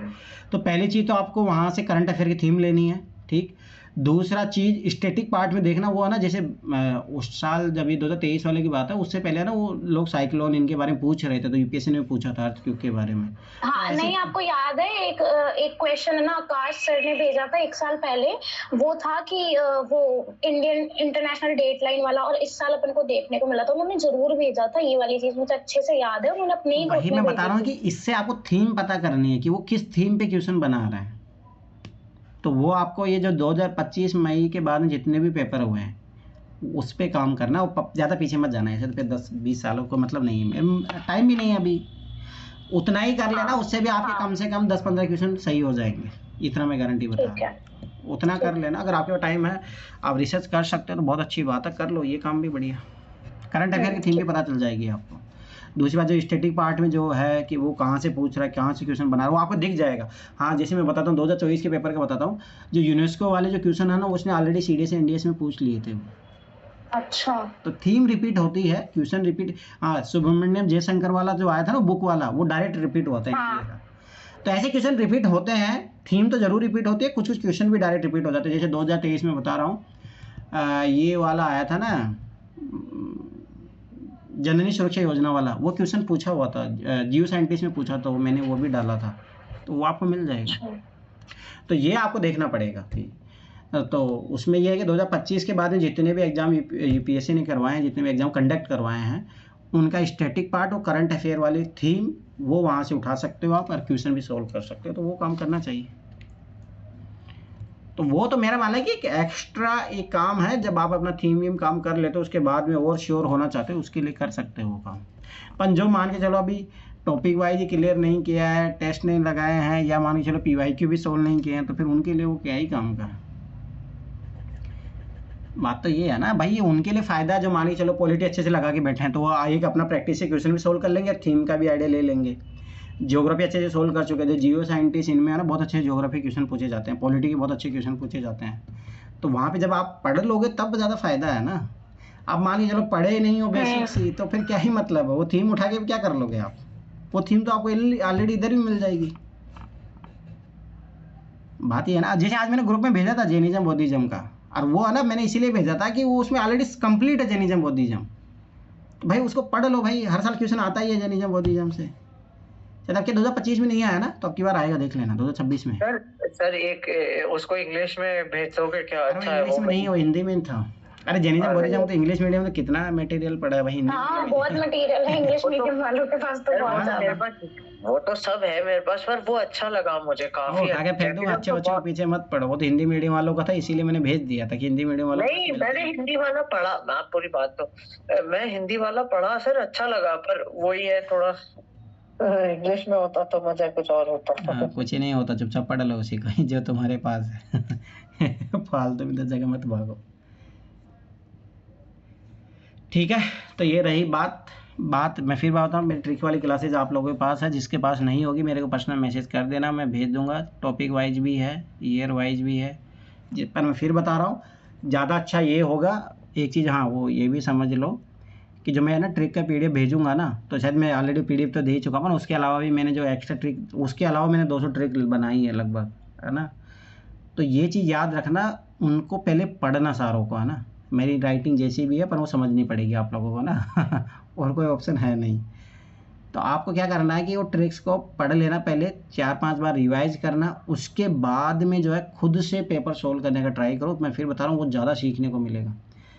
तो जैसे आप ये कंप्लीट करते हो काम भाई, जितना भी 31 मार्च तक का टाइम है तुम लोगों के पास में, सेक्शनल जितना भी अपना कवर कर लो उतना कर लो। उसके बाद में आप लोगों का जो क्लासेज जो शुरू होगी वो उसके बाद में शुरू होगी। हाँ बोलो मुदित। सर वो ये हिंदी में है इंग्लिश में है, दोनों में आपकी ट्रिक्स? बाइलिंगुअल है, ठीक है। मतलब कुछ हिंदी समझ आती है, कुछ इंग्लिश में, कुछ इंग्लिश में मिलेगी, कुछ हिंदी में मिलेगी, आपको ऐसा रहेगा। मतलब ना तो प्रॉपर हिंदी में है ना प्रॉपर इंग्लिश में। जैसे हम बात कर रहे हैं इंग्लिश, ठीक है, इंग्लिश मेजोरिटी ऑफ 70% इंग्लिश में ही है, ठीक है, और 30% होगी हिंदी में जो होगी। ठीक है, तो वो चीज़ कर लेना है। PDF शायद देखता हूँ, मैं प्रियांशु को बुलाता हूँ, उसे PDF बनवा के भेज दूंगा। तो मैंने यही काम किया था तो मैं भेज दूंगा। रही बात CSET का, तो मैं फिर 12 बता रहा हूँ, CSET के लिए भी आप लोग जो है PYQ वाली मेरी क्लासेज देखो, कंप्रेंशन में फिर 12 बता रहा हूँ, उसी से सही होगा। हाँ काजल कहाँ पे है? काजल बताइए आपके 62 नंबर का राज क्या है? अब की बार बहुत टॉप कर दिया यार आपने तो। काजल बताओ। सर आपकी मेहनत है। भाई खुद भी मेहनत कर लो, इसीलिए तो मैं बोल रहा हूँ, तो ताकि पार हो जाए। हाँ सर GS ही थोड़ा रह गया, मतलब CSET तो निकल जाए, तो मेरी गलती की वजह से थोड़ा रह गया एक क्वेश्चन का। काजल का 60 नंबर का ग्रोथ हुआ है 60 नंबर का CSET में, सोच लो 60 नंबर। 63 आए, 63। नाइस। अब सोच लो तुम इसके, मुझे पिछले टाइम में कितने थे काजल तुम्हारे? मेरे सर 12-13 थे। अब सोच लो तुम 50-60 नंबर का ग्रोथ हुआ है। तो ये सबसे प्रत्यक्ष एग्जाम्पल है जो ट्रिक के कारण वहाँ पहुंची है। मैं फिर बार बार बता रहा हूँ भाई, ट्रिक कितना सारा लगाएगी भाई, इतना बहुत होता है, पर आप खुद के अपनी तरफ से भी मेहनत कर लो भाई। ये असली अरे वो कहाँ गई, एक मोनिका है जो है, वो भी, उसका भी 65 नंबर आए हैं, उसके भी 8-10 नंबर थे पिछले अटेम्प्ट में। तो भाई मेरी क्लास इससे ज़्यादा और कितना फ़ायदा पहुँचाएगी। मैं फिर बता रहा हूँ, ये भाई तुम लोगों की कमी है भाई, अपनी तरफ से भी मेहनत कर लो। सर CSET का तो थोड़ा डर कम हो गया, पर GS में बहुत डर है। GS में इसलिए डर है कि अपनी तरफ से मेहनत करो। सर GS में मैंने लास्ट टाइम में बहुत की थी, पर ना जो पेपर होता है ना उसे देख के ना बहुत ज्यादा मैं तो उसका कारण है कि टेस्ट लगाइए आप, तो ज़्यादा अच्छा वही पार्ट है, टेस्ट लगाइए अपनी तरफ से आप, तभी होगा वो डर, तभी दूर होता है। जब तक आप टेस्ट नहीं सोल्व करोगे तब तक यही हाल रहेगा। चलो ठीक है, किसी कुछ पूछना हो तो पूछिए। हाँ सर, आपने ये 5 चीजें बताई है। देखो, एक तो क्लासेस बताई है, न्यू एनसीईआरटी पढ़ने को बोला है, सीसैट में आपकी वो क्लासेस और कॉम्प्रिहेंशन, स्टैटिक पोर्शन इंप्रूव करना और थीम लगानी है। इसके अलावा कुछ करना बोला और था? ट्रिक वाला काम कर लेना, मैं जो ट्रिक पीडीएफ भेजूंगा उसको पीवाईक्यू पे करना है। मैं फिर बार बार बता रहा हूँ भाई, ये एक्सीलरेटर का काम करेगा तो उसको समझ लो भाई, वो ट्रिक इंपॉर्टेंट है। पर जब आप स्टैटिक पार्ट मतलब दोनों कंबाइन कर लो, ऐसा उसमें कोई बड़ी बात नहीं है। जैसे है ना, मैंने है ना देखिए, जैसे कुछ ट्रिक मैं बता रहा हूँ ना, जैसे भाई वो ऐसी ट्रिक है ना, वो कहीं पे भी लग जाएगी, तुम कोई सा भी एग्जाम दे लेना। जैसे एक है प्रोबेबिलिटी मेथड है ना। अब प्रोबेबिलिटी मेथड ऐसा आता है कि उसमें ऐसा, जैसे मेरा जब मिलेगी आपको ट्रिक तो उसमें मैंने सब कुछ एक्सप्लेन भी किया है थोड़ा थोड़ा, ठीक है। जैसे मान के चलो किसी एक स्टेटमेंट में एक फैक्ट है, ठीक है, किसी जैसे आपके 2025 में ना वो कम से कम 10 क्वेश्चनों पे लग रही थी वो ट्रिक। तो मैं फिर बार बता रहा हूँ भाई, वो ट्रिक में ना बहुत सारी ट्रिक तो ऐसी है, जैसे कुछ जैसे मैंने एक चीज़ भी सिखाई थी आप लोगों की कि कॉमन सेंस वाली टेक्नोलॉजी भाई, जो स्टेटमेंट के नैरो स्टेटमेंट है, वाइड स्टेटमेंट है, पॉजिटिव स्टेटमेंट है, नेगेटिव स्टेटमेंट है, एक्सट्रीम स्टेटमेंट है। अगर जिसको ना ये ट्रिक भी समझ में आ गई ना, वो कम से कम 40-50 क्वेश्चन सोल्व कर लेगा। पर यही है ना कि बात है कि आप उस ट्रिक को कितना इंटरनलाइज करते हो, उस चीज़ को कैसे आप कोरिलेट करते हो, वो डिपेंड उस पर करता है। जैसे ना हाँ, 2025 का क्वेश्चन जो आखिरी वाला क्वेश्चन आया था, याद है कि वो शायद ओलंपियाड वो था ना कि वो, रुको मेरे पास पेपर ही है ना, मैं बताता हूँ। ये देखो 2024 में आयोजित 45वें चेस ओलंपियाड के फाइनल में गुकेश दोमराजू रूस के इयान निमोनिच को हराकर विश्व के सबसे कम आयु के विजेता बने। अब ये भी एक फैक्ट है, ठीक। अब देखने इसमें प्रोबेबिलिटी मेथड कितना अच्छा लगेगा, और ये है ना, ये ट्रिक बहुत जगह लगी है। फिर अगला है, इसके स्टेट में अमेरिका संतरज खिलाड़ी अभिनव मिश्रा के पास विश्व का अभी तक का सबसे कम आयु का ग्रेड मास्टर बनने का रिकॉर्ड है। अभी 2 स्टेटमेंट है। अब मैंने देखो दोनों कॉन्ट्राडिक्ट कर रहे हैं ना। अरे नहीं सुनो बात। पहली ट्रिक इसमें क्या लग रही है, मैंने बोला था कि 2 फैक्चुअल स्टेटमेंट होते हैं, उसमें से एक ही सही होता है, पहली बात। अब है ना, ये ट्रिक तो मैंने बताई, 3 फैक्चुअल स्टेटमेंट है तो एक सही होगा। परंतु अपने को दिक्कत हमेशा ये आती थी कि भाई कौन सा सही होगा। मतलब समझ रहे हो ना भाई, ये दोनों अब इतना तो पता लग गया अपने को। जैसे देखो मैंने भी एग्जाम में COD ऑप्शन तो काट दिया था मैंने। अब बात ये कि भाई कौन सा सही होगा, तो इसके लिए लगता है प्रोबेबिलिटी मेथड सबसे बेस्ट। अब देखो पहले फैक्ट में क्या, पहला फैक्ट है एक 2024 में उसमें बोल दिया, फिर 45वें चेस ओलंपियाड बोल दिया, फिर उसने एक कंट्री का नाम दे दिया है, ठीक है, 2 उसमें जो प्लेयर है उसका नाम दे दिया। तो उसकी प्रोबेबिलिटी देखो, गलत होने की प्रोबेबिलिटी, मतलब उसमें कितने 2, 3, 4, 5 फैक्ट है। अब देखो इसका सही होने का कितना प्रोबेबिलिटी हो गया, 1/5, ठीक है। अब जो दूसरा जो स्टेटमेंट है उसमें कितने फैक्ट है, एक अमेरिकी शतरंज खिलाड़ी है अभिनव मिश्रा, बस वही है, 2 ही फैक्ट है। तो भाई जो कम फैक्ट है इसकी 1/2 प्रोबेबिलिटी हो गई, तो इसका 0.5 हुआ ना, उसका तो 1/5 है, 0.20, तो किसका ज़्यादा, तो सेकंड स्टेटमेंट सही है। अब ये प्रोबेबिलिटी मेथड भी अगर आपने सीख लिया ना, तो भाई लगभग 10 क्वेश्चन तो मैं इसमें बता सकता हूँ, 2025 वाले में लगे था ये, ठीक। दूसरी बात है नॉर्मल स्टेटमेंट, एक्सट्रीम स्टेटमेंट क्या होता है, तो वो चीज़ें भाई, तो इसलिए बता, ट्रिक तो बहुत कुछ है, पर बात है कि भाई आप उसको अप्लाई, तो ये जो मैं PDF आपको बना के जो भेजूंगा भाई, आपको ये अप्लाई करना है। मतलब आप जो खुद से करो, 2011 से लेकर 2025 के पेपर लेके बैठ के करो, मेरी क्लासेज आपके पास पड़ी है, उसको बैठो देखो, पहले अपन ये ट्रिक को काम कर लेना, अच्छे से रट लेना इन ट्रिकों को। जितनी भी ट्रिक है बहुत काम की है।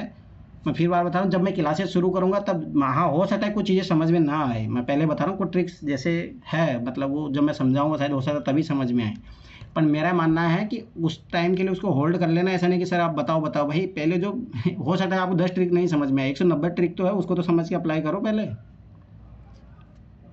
तो ये चीज़ याद रखना है। इंटरचेंज वाली जो ट्रिक है, दिस एंड दिस नोट वाली ट्रिक्स है, ठीक है। साइंस टेक की मैं फिर बार बता रहा हूँ कि बहुत सारी चीज़ें ऐसी है जो अभी भी लग रही है, ऐसा नहीं है कि ट्रिक भाई हाँ, जैसे भाई वो मिनिस्ट्री गलत होती है, भाई मिनिस्ट्री गलत पे कोरिलेट तो कर लो पहले। भाई नवकरणीय मिनिस्ट्री है तो भाई वही तो करेगी ना, सोलर को कौन करेगी वो दूसरी, तो इतना कॉमन सेंस भी रखना है।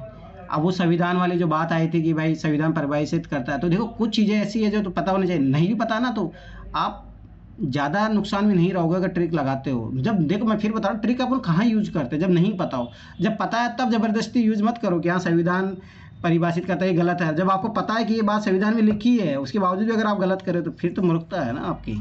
फिर बोलो ट्रिक को आप चैलेंज करोगे, ट्रिक गलत जा रही है, तो वो गलती आपको अपनी तरफ से देखनी है कि आप पढ़ो, इसीलिए फिर बार बता रहा हूँ बेसिक्स पे काम कीजिए।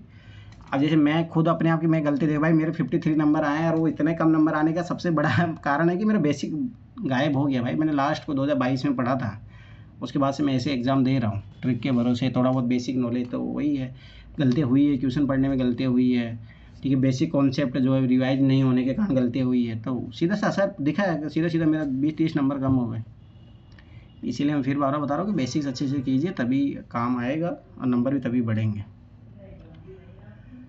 और दूसरी बात, एटलीस्ट संडे की संडे फुल टेस्ट दो, जीएस और सीसेट के अपनी तरफ से दो भाई, मेरे कहने पे तो कैसे भी नहीं देते हो तो एटलीस्ट अपनी खुद की तरफ से दो। अगर पास करना है एग्ज़ाम तो भाई संडे की संडे आप फुल टेस्ट लगाओ, आप अब लापरवाही मत करो। और दूसरी बात, जो एग्ज़ाम की जो टाइमिंग होती है 9:30 से 11:30 और 2:30 से 4:30, जीएस सीसेट उसी टाइम में सोल्व करो जो एग्ज़ाम का होता है, विथ ओएमआर करो। अब ये लापरवाही मत करो, एटलीस्ट संडे की संडे फुल टेस्ट जरूर लगाना शुरू कर दो, ठीक है। दूसरी बात, पीवाईक्यू के अलावा अब अपनी तैयारी को इधर उधर मत लेके जाओ, पीवाईक्यू आपके साथ में रखे होने चाहिए। देखो जैसे सीसेट के लिए मैं फिर बार बता रहा हूँ, पीवाईक्यू और मेरे नोट्स प्लस एनसीईआरटी, इसके अलावा कुछ भी करने की ज़रूरत ना है, साफ बता रहा हूँ। बस फुल टेस्ट लगा लेना कोचिंग होगी, इसके अलावा कुछ भी ज़रूरत नहीं है, ठीक। इसके अलावा इधर आप आ जाओ जीएस में, जीएस में पीवाईक्यू की थीम प्लस ट्रिक, ठीक। उसके अलावा स्टैटिक पार्ट जहाँ से आपको पढ़ना है एनसीईआरटी से, उसके अलावा कुछ भी नया करने की मत सोचना भाई।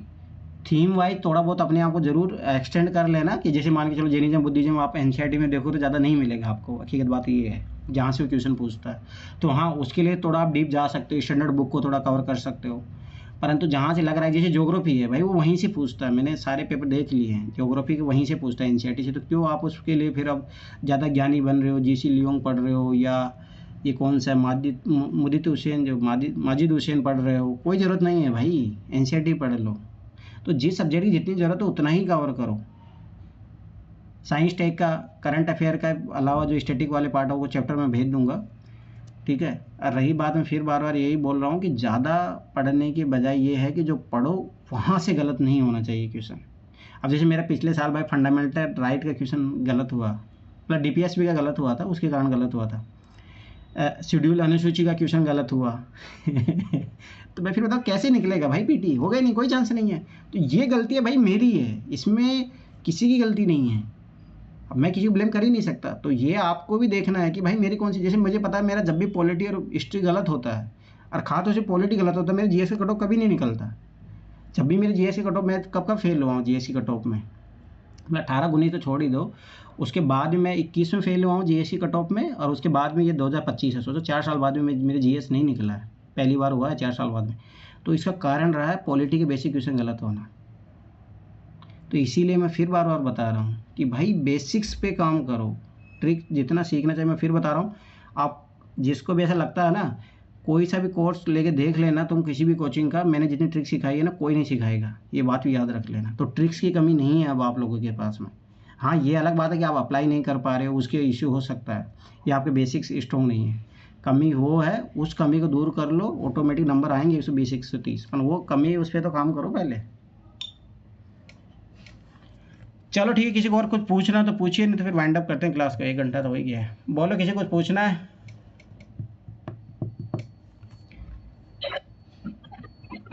सर सारे क्वेश्चन के आंसर तो सर आप ही दे दिए, मैंने पूछे तो इसीलिए तो उसको फॉलो कर लो बस अब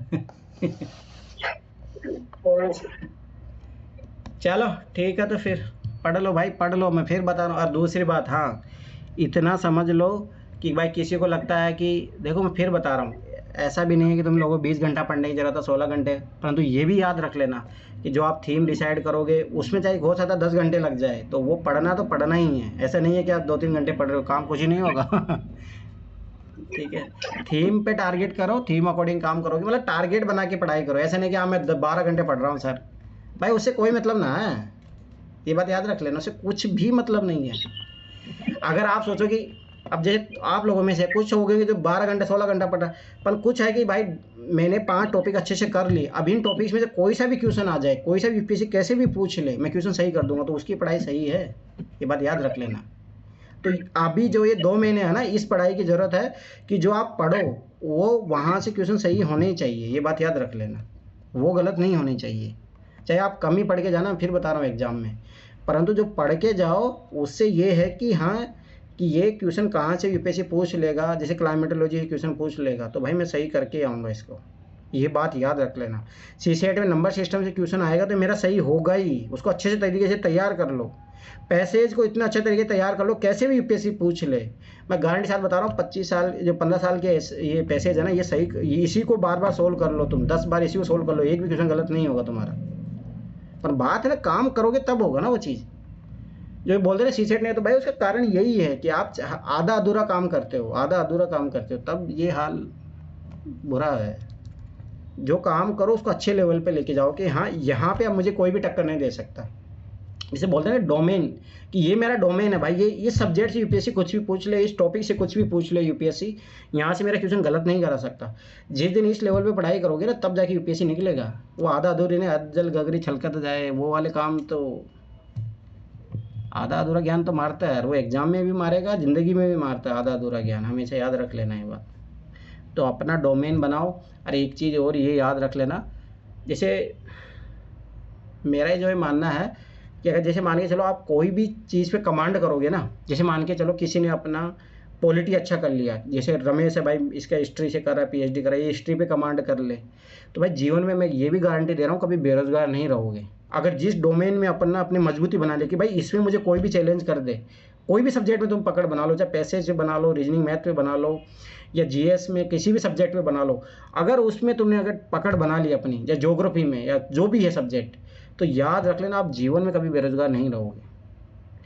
आप जिस सब्जेक्ट के साथ जितना मेहनत करोगे वो सब्जेक्ट आपको कभी भी धक्के में नहीं, मतलब बोलते हैं ना कि वो गड्ढे में नहीं डालेगा आपको, ये हमेशा याद रख लेना।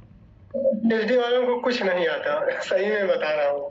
जितने लोग जेआरएफ कर रहे हैं ना, मुझसे हैं जेआरएफ किए हुए हैं, सालों को सर हिस्ट्री के सिवाय ना कुछ नहीं आता, बस हिस्ट्री पढ़ते रहते उसी मरे हैं। तो उनको रोजगार दिला देगा वो सब्जेक्ट। अरे सर कुछ नहीं आता, मैं देखा हूँ, इंक्लूडिंग मैं भी हूँ उसमें। सर गौर इतना रहेगा ना कि लगता है पूरे यूपीएससी उखाड़ के आए हैं, एकदम टाइट रहेंगे। जो भी है तो ये बात ध्यान रखना, अपने सब्जेक्ट पे कमांड करो तभी जाके सही होगा।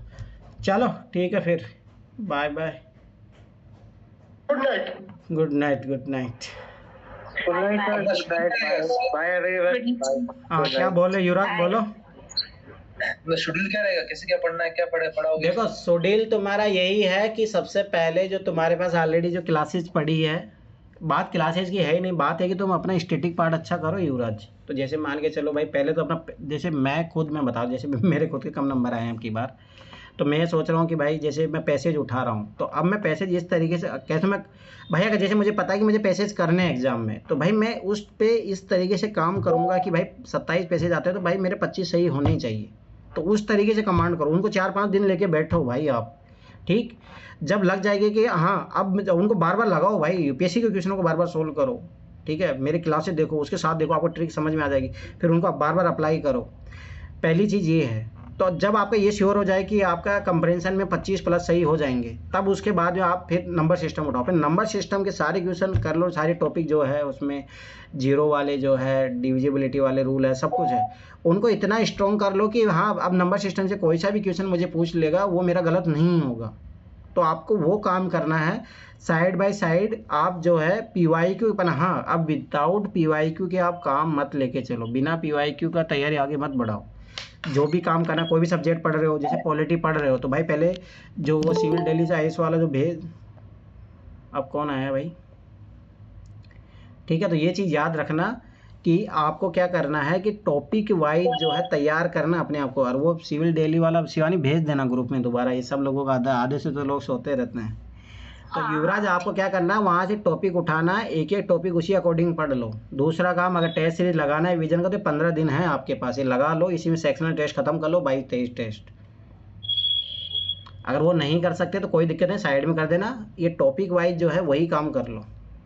सिविल दिल्ली IAS को निकाल लेना, ठीक है। तो आप ये कर सकते हो। मैंने सब्जेक्ट वाइज भी जो है टॉपिक ट्रिक की लिस्ट बना दी है। तो आप क्या करना, अगर जैसे मान के चलो पॉलिटी पढ़ना चाह रहे हो तो आप देखो PYQ भी देखना, तो इसी कारण भला क्या होगा कि आप जो मैंने टॉपिक वाइज बनाया है ना उनका, तो आप पॉलिटी के सारे क्वेश्चन भी आपके सामने आ जाएंगे, ट्रिक भी सामने आ जाएगी, तो उनको देखो फिर पॉलिटी पढ़ना शुरू कर दो अपना।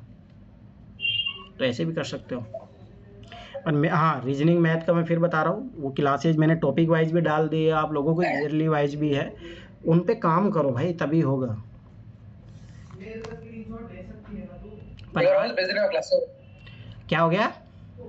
वो क्लास से एक बार भेज देना। हाँ मैं दोबारा भेज दूंगा, जिसको भी नहीं होगा जिसके पास, वो मेरे को मैसेज कर देना, मैं भेज दूंगा, वो सारी क्लासेज भेज दूंगा मैं। ठीक है, तो उस अकॉर्डिंग काम करो और पढ़ो। ठीक है ठीक है सर। चलो श्वेता कुछ पूछना तो पूछिए आप। श्वेता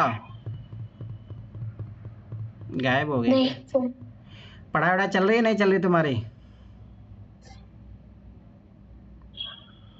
हाँ अरे भाई पढ़ाई वढ़ाई कीजिए भाई, पढ़ाई वढ़ाई करोगे तभी कुछ कल्याण होगा जीवन में, बिना पढ़ाई वढ़ाई कुछ ही नहीं होगा। और शिल्पा पढ़िए, आपको तो और ज़्यादा मेहनत, शिल्पा, श्वेता, युवराज भाई तुम लोगों को बहुत मेहनत की ज़रूरत है, मेहनत करो, मैं फिर बार बार बता रहा हूँ, मेहनत करोगे अपनी साइड से, फिर मेरी क्लासेस देखोगे तब डबल फ़ायदा होगा, नहीं तो आधा अधूरा फ़ायदा रहेगा, ये बात याद रख लेना। और रही कुछ चीज़ें, मैं अब कुछ दिनों में जो हिंदी मीडियम वालों के लिए तो खासतौर से, इंग्लिश मीडियम वालों के तो ऑलरेडी बहुत सारा मटेरियल है, तो मैं कुछ बुक खरीद के लाया हूँ, तो वहाँ से मैं PDF बना के भेजता हूँ कुछ इंपॉर्टेंट चैप्टर का, जो ज़रूर वहाँ से जो हमेशा क्वेश्चन आते हैं, तो मतलब मैं ये करूँगा कि जो इंपॉर्टेंट थीम है ना, जो सिविल डेली IAS का, वो मैं भी निकाल के ले आऊँगा। तो मेरे पास मैंने कुछ नोट्स तैयार किए हैं, तो वो हिंदी मीडियम वालों को मिल जाएंगे। ठीक है, वो मैं भेजता हूँ उनको। पहले तो ट्रिक वाली PDF मिल जाएगी आपको, और ये आप जो मैंने बनाई है मेरी तरफ से PDF वाली ट्रिक। ठीक है श्वेता, तुमने वो पिछले साल जो मेरी क्लासेस देख के जो ट्रिक बनाई थी सारी बना लिए थे तुमने, या फिर आधे अधूरा काम किया? वो भी बनाई है ट्रिक वाली। सारा बनाया था? हाँ चलो अच्छी बात है। तो मैं अभी जो नया भेजूंगा वो देख लेना, उसमें से कुछ नया मिलेगी, उसमें भी मैंने बहुत सारी ऐड किया है इसमें, तो उसमें अपनी जो बनाया ना आपने, उसी में ऐड ऑन कर लेना वो। ठीक है चलो ठीक है, किसी कुछ पूछना तो पूछो, नहीं तो फिर वाइंड अप। चलो ठीक है, तो फिर हाँ नेक्स्ट क्लास मैं जब मुझे है ना, एक चीज़ तो देखो, पहली बात तो ये काम करो आप लोग, ठीक है, सिविल डेली IAS का निकाल के थीम वाइज काम करो। और रही जैसे बात, मेरे पास कुछ चीज़ें जैसे मैं तैयार होती जाएगी कॉन्क्रीट, जैसे मैंने अभी ट्रिक वाला काम किया था, तो मैं ये आपको भेज दूंगा, शायद वो शीशेड का मैं इसमें इंक्लूड करके भेजूंगा, इसलिए अभी 1-2 दिन हो सकता है लग जाए, तो इसके इंतजार मत करना, आप अपने काम करो, क्योंकि मैं GS का तो कंप्लीट हो गया है, इसमें ट्रिक जितना सारा था, CSET का भी थोड़ा मैं अभी काम कर रहा हूँ, क्योंकि उसका पैसेज का मैं काम कर रहा हूँ। तो मेरे नोट्स तो, रीजनिंग मैथ के नोट्स तो आप लोगों के पास है ही, उसके बाद में जो आप लोगों की ये कंप्रेंशन वाली जो ट्रिक है ना, उसको मैं बना रहा हूँ अभी, उसको मैं बना के फिर एक साथ ही कंप्लीट करके भेजूंगा ये ट्रिक, तो एक साथ ही कंपाइल रहेगा, क्योंकि मेरा माना कि ना जो GS में जो आप ट्रिक सीखते हो ना, वही CSET में भी अप्लाई कर सकते हो, होती है वो भी अप्लाई होती है, जो वही मैं देख रहा हूँ, तो आपको दोनों एक साथ काम आ जाएगी वो चीज़ें, तो वो चीज़ आपको मिल जाएगी। उसके बाद में जैसे मैं कुछ टॉपिक तैयार करते रहूँगा, शायद इंडिया ईयर बुक आ जाएगी, तो इंडिया ईयर बुक के मैं जब आएगी, शायद 4-5 दिन में आ जाएगी, 25 तारीख तक आ जाएगी, तो मैं इंडिया ईयर बुक के कुछ इंपॉर्टेंट चैप्टर मैंने छाट के रखे हैं, तो नई वाली जो आ जाएगी, तो दोनों को कंपाइल करके मैं इंपॉर्टेंट चैप्टर लगा दूंगा। सर एक चीज और बोलूं सर, इंडिया ईयर बुक में सर इंग्लिश में भी भेजिएगा प्लीज, है ना? अरे भाई मेरे पास PDF आएगी तो मैं भेज दूंगा, मैं कहाँ से लाऊंगा, अभी खुद ही सोच रहा हूँ, मेरे पास जो PDF आती है वही तो मैं भेजता हूँ ना। अच्छा, मुझे लगता है आप खरीदते हो कहीं से। अरे नहीं भाई, अच्छा, पिछले साल तो कोर्स था तो उसमें जरूर था, पर अरे इंग्लिश में तो आ जाती है, इंग्लिश में तो ग्रुप में कहीं ना कहीं मिल ही जाएगी। अच्छा नहीं, पिछले साल आप भेजते थे, मैं आपसे पिछले प्रीलिम्स में नहीं अटैच था, पर इस आपके ग्रुप में था, तो मेरे को लगता भी था कभी मैं क्लास ज्वाइन करूं, पर फिर मालूम नहीं, मैंने कभी इंग्लिश मीडियम में भाई कभी मिल जाती है, इंग्लिश मीडियम तो तुम जो बोलोगे वो मिल जाएगा, हिंदी मीडियम में नहीं मिलता है उल्टा। अच्छा, तो हिंदी मीडियम के लिए मैं PDF बना के भेजूंगा, इंग्लिश मीडियम में तो मिल ही जाती है, PDF बना मिल जाता है। अच्छा अच्छा अच्छा अच्छा, तो ये है बात। तो 24-25 तारीख तक आ जाएगी, तो मैं उसका भी मैं PDF बना के भेज दूंगा, जो इसमें है कुछ इंपॉर्टेंट चैप्टर जहाँ से CPSC हमेशा क्वेश्चन पूछता है, ओके, तो उसका मैं बना के भेज दूंगा वो। तो आप इंग्लिश मीडियम वाली, इंग्लिश वाली PDF आएगी वो, तो अरे इंग्लिश PDF तो मिल जाती है, कहीं पे मिल जाएगी आपको। ओके ठीक है। हाँ तुम लोगों जैसे फ़ायदा है भाई, वो उधर NCERT हिंदी मीडियम में आई नहीं है, वो इंग्लिश मीडियम में आ चुकी है, वो तो पढ़ो तुम। हाँ SST की पढ़ो 6, 7, 8 क्लास की। ठीक तो है सर यूपीएससी से इंटरेस्टेड थोड़ा ना करेगी, जब तक दोनों मीडियम में नहीं आ जाती तो क्वेश्चन क्यों पूछेगी? नहीं, ऐसा कुछ ही नहीं होता भाई, पेपर इंग्लिश मीडियम के थ्रू ही बनता है। अरे कुछ एक्स्ट्रा एडवांटेज तो है भाई इंग्लिश मीडियम का, ऐसा मत समझो, फायदे है कुछ, ऐसा नहीं है। जैसे मैं तुम्हें एक बात बताता हूँ ना, बताओ। 6ठी क्लास की पॉलिटिक NCERT आप इंग्लिश मीडियम में देखना, मतलब ये वाली नई वाली नहीं, जो पुरानी वाली थी, मतलब 2019 वाला एडिशन देखना उसमें ना, तो पहला हाँ। पेज जैसे आप खोलोगे ना तो उसमें जनगण मन लिखा है, पर हिंदी मीडियम में नहीं मिलेगा वो जनगण मन, और वहाँ से डायरेक्ट यूपीएससी 2021 में क्वेश्चन पूछा था। अब बोलो अरे सर ये अभी जनगण मन तो छोड़ो, ये है ना जो बंकिम चंद्र चटर्जी ने लिखा है वंदे मातरम, इसमें भी क्वेश्चन आएगा सर, हिस्ट्री से वही। लिंक करके क्वेश्चन आएगा। हाँ वो भी इम्पोर्टेंट है कि एक तो ये क्वेश्चन बार बार मैंने देखा कि भाई ये जनगण मन या ये वंदे मातरम कांग्रेस के कौन से मीटिंग में सबसे पहले किसने गाया, क्यों गाया, ये फालतू के हाँ, क्वेश्चन। ये आ सकता है क्वेश्चन, तो वही इंपॉर्टेंट क्वेश्चन पे जब मैं ये क्लासेस लूंगा ना PYQ वाली, तो उस टाइम मैं बता हाँ। दूंगा। तो सर आपके हिसाब से कब तक अप्रैल से शुरू करोगे ये जब तक तुम लोगों पे डिपेंड करता है तुम कितना स्ट्रॉन्ग हो अपने स्टेटिक पार्ट। देखो मैं फिर बता रहा हूँ, मेरे क्लासेस कराने ऑलरेडी, मेरी क्लासेस तो आपके पास पड़ी है, और जो हाँ। मैंने नई ट्रिक बनाई वो भी मैं आपको भेज दूंगा। मेरी हाँ। क्लास लेने का पर्पज तब है ना कि जब तुम लोग स्टेटिक पार्ट तैयार करके बैठे हो तब तो मैं लूँ तो फ़ायदा भी है। नहीं तो मैं खुद सोचो कि अभी मैं पिछले 2 सालों से मेरी यही तो गलती हो रही थी कि मतलब मैं क्या करता था, मार्च से शुरू कर देता था तो PYQ प्रोग्राम। हाँ, हाँ। पिछले 2 सालों हाँ। से मुझे पता है अच्छे तरीके से। अब उसमें क्या हाँ। होता था, अप्रैल जब तक एग्जाम आता था तब तक PYQ प्रोग्राम चलता रहता था, उसके अलावा लोग कुछ करते भी नहीं थे अपनी तरफ से, मैं कुछ हाँ। काम भी दे रहा हूँ वो भी नहीं कर रहे हैं, तो फिर क्या ही मतलब, मैं भी अपना टाइम इन्वेस्ट करूँ, आप लोग भी उसका कोई फ़ायदा नहीं उठा पा रहे, तो फिर क्या मतलब, आप खुद ही सोचो ना ये बात। तो भाई मेरी तरफ से जो साइड बाय साइड में जो काम तैयार करते जा रहा हूँ वो तो मैं देते जा ही रहा हूँ। जैसे मैंने ट्रिक तैयार की है तो मैं आपको PDF बना के दे दूंगा, तो आपका तो काम अटक नहीं रहा ना। और मेरी जो क्लासेज है वो ऑलरेडी आप लोगों के पास में है ही, टॉपिक वाइज भी है, ईयर वाइज भी है, तो आपका तो काम कोई अटक ही नहीं रहा ना। हाँ। तो बात यही, मेरी तरफ से तो आपको मिल ही रहा है, बात तो वो है। हाँ। पर ये है कि जैसे मानिए चलो आप ये मेरी प्रीवियस ईयर क्लासेस देखते हो, ये ट्रिक आपको मिल ही जाएगी, आप अप्लाई करके देख लोगे, आपके पास टाइम रहेगा, जब मैं क्लास कराऊंगा तो अपन फटाफट कर लेंगे ना, फिर ये फ़ायदा रहेगा। ठीक है। तो फास्ट मुझे इतना ज़्यादा, क्योंकि आप ऑलरेडी सबको समझे रहे होंगे तो फटाफट करने में हाँ। टाइम भी कम लगेगा अपना। और दूसरी बात, जब आखिरी टाइम में करेंगे तो फ़ायदा भी है, जब स्टडी पार्ट आपका अच्छा हो जाएगा तो मान के चलो हाँ। मुझे R&D थोड़ा बहुत हल्का फुल्का कुछ कराना भी रहा, पूछना भी रहा, तो आप जवाब भी तो दे पाओगे ना, नहीं तो पता लगा कि सब ChatGPT सर्च कर रहे हो तो फिर वो क्या ही मतलब है ना, मतलब समझो ना। तो मेरा मानना है कि उसको जो क्लासेज तो लूँगा, चाहे मैं हो सकता है मई में जाके 1 मई को ही लूँ, मुझे पता हो अब मैं जो क्लासेज लूँगा उसमें मैं ज़्यादा से ज़्यादा 20 दिन से ज़्यादा नहीं लूँगा टाइम। अच्छा। क्योंकि जैसे मुझे पता है कंप्रेंशन की क्लासेज, जैसे मैं अभी अगर मैं मान के चलो, पहले मैं नॉर्मल 2023 में जब मैंने लिया था तो उसमें 15 दिन लिए थे मैंने, ठीक। हाँ। फिर मैंने पिछले साल जब करवाया तो मैंने 6 क्लास में कंप्लीट कर दिया था। अब की बार मुझे पता है कि मैं 2-2 3-3 घंटे क्लास लूँगा तो 2 क्लास में कंप्लीट हो जाएगा। समझ रहे हो ना पर्पज, क्योंकि भाई आप लोगों के पास एक्स्ट्रा क्लासेस पड़ी है ऑलरेडी, आप उन कुछ चीज़ों सीखोगे, ट्रिक मैं आपको दे रहा हूँ तो उसको सिखाने में मुझे बहुत ईजी रहेगा ना। और ऑलरेडी सब के सब जो है, सब जो स्टूडेंट वो ऑलरेडी जुड़े हुए हैं, ऐसा तो है ना कोई नया स्टूडेंट आया उसको कुछ अता पता ही नहीं है। तो इसीलिए तो जल्दी मेरे लिए करा, तो उसमें मुझे पता 3 क्लास से ज़्यादा नहीं लगेगा। रही रीजनिंग मैथ की बात, तो रीजनिंग मैथ में फिर बार बता रहा हूँ, जब मेरी PYQ वाली क्लासेस ऑलरेडी सब लोगों के पास टॉपिक वाइज भी पढ़ा है, ईयरली वाइज भी पढ़ा है, तो उसमें मुझे चाहे मैं नहीं भी करवाऊँ तब भी काम चल जाएगा उसका। तो मतलब समझ रहे हो ना, करवाऊंगा तो मैं शायद हो सकता है कि आखिरी में एग्जाम से 10 दिन पहले करवाऊंगा, ताकि एक बार आप लोगों का रिवीजन हो जाए। पर सर मैं तो फिर भी यही कहता हूँ, अभी आपने जब तक आपने ये अभी आज से 10-15 दिन पहले जितने दिन की भी लीव दे रखी थी ना, एक तरीके से मतलब आप क्लास नहीं लेते थे, आपने मुझे मैसेज के थ्रू बताया था कि जितना तुमसे हो सके उतने रीजनिंग के टॉपिक कर लो। और अच्छी बात है, तुमने कर लिया। अब देखो ये तुम्हारी समझदारी है ना, मैंने कर लिया हाँ। सर, मैं यही कह आपकी बात मान के मैंने कर लिया। तो अब वो वाला डर नहीं है जो हमेशा एक डर लगा रहता था ना कि CSET में लुढ़क जाएंगे, CSEट में, वो नहीं है अब। तो वही बात है, देखो आपने कर लिया, अब आप आराम से फुल टेस्ट लगा सकते हो आप, और फुल टेस्ट जब लगाओगे तो ऑटोमेटिक कॉन्फिडेंस आ जाएगा। वो तो मैं आपको बता ही दूंगा। हाँ, और नहीं सर, कॉन्फिडेंस के साथ साथ एक बात और है कि अब दिमाग में वो डर नहीं है जो पिछले 2 अटेम्प्ट में या था कि भाई ये CSET में लुढ़क जाएंगे, CSEट में लुढ़क जाएंगे।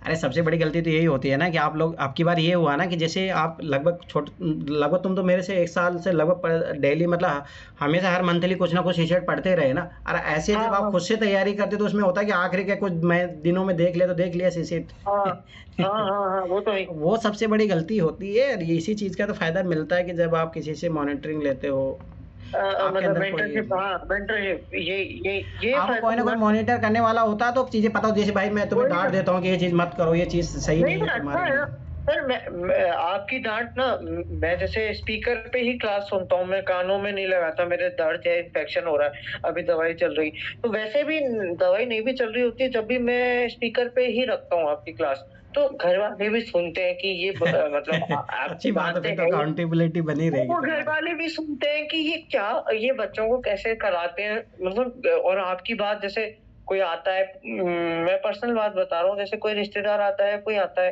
तो पूछता है ये क्या कर रहा है, तो वो लोग भी बताते हैं कि इसके एक सर हैं, दिल्ली से क्लास लेते हैं, इसको डांटते भी हैं, मतलब आप समझ रहे हैं, अकाउंटेबिलिटी चेक होती रहती है। वो अच्छी बात है, वो आपके लिए हाँ बहुत अच्छी बात है, ये बात याद रख लेना। वही ना, वही ना।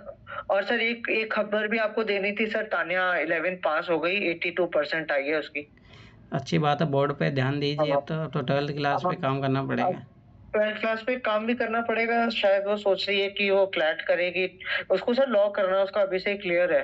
पूरा फैमिली लो जाए। हाँ सर, उस मेरे से ज्यादा उसको है, मतलब प्रॉपर। मैं तो ऐसा डिग्री के लिए कर रहा था, अब उसको यह है कि भाई वो इसको करियर बनाना है अपने लॉ में, तो वो सोच रही है कि भाई इसके अच्छी बात साथ है, अच्छी बात है, कोई दिक्कत नहीं है। क्लैट की एग्जाम भी देगी, तो वही है, उसको कभी वो आपसे बात करेगी तो सर आप उसको थोड़ा गाइड कीजिएगा कि 12th के साथ साथ क्लैट में कैसे अपना फोकस करें, उसके साथ साथ जैसे कोचिंग भी होती है सर, इकोनॉमिक्स की कोचिंग होती है, इंग्लिश की कोचिंग होती है, और क्लैट की भी होगी अगर, तो सर आप थोड़ा उसको गाइड करिएगा। आपकी बात वो समझती है सर, मुझे ऐसा लगा, मेरे से अच्छी ज्यादा बात है, आपकी। अच्छी बात है वो तो। अगर भाई मैं अगर उसको मेहनत कहूंगा करने सर, को तैयार है तो बहुत अच्छी बात है ये।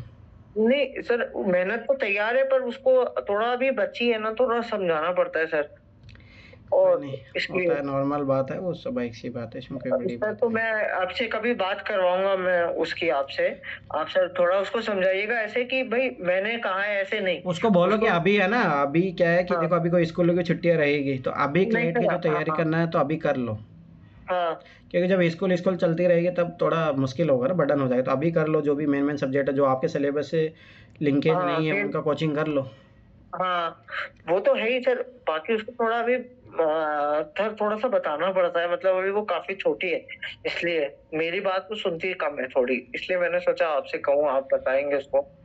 जैसे आपने उसको ज्योग्राफी पढ़ने के लिए कहा था सर, उसके ज्योग्राफी में अच्छे नंबर आए, वही तो अच्छी बात है, तो बहुत अच्छी बात है। वही तो मैं कह रहा हूँ, इसलिए तो। चलो बढ़िया है फिर।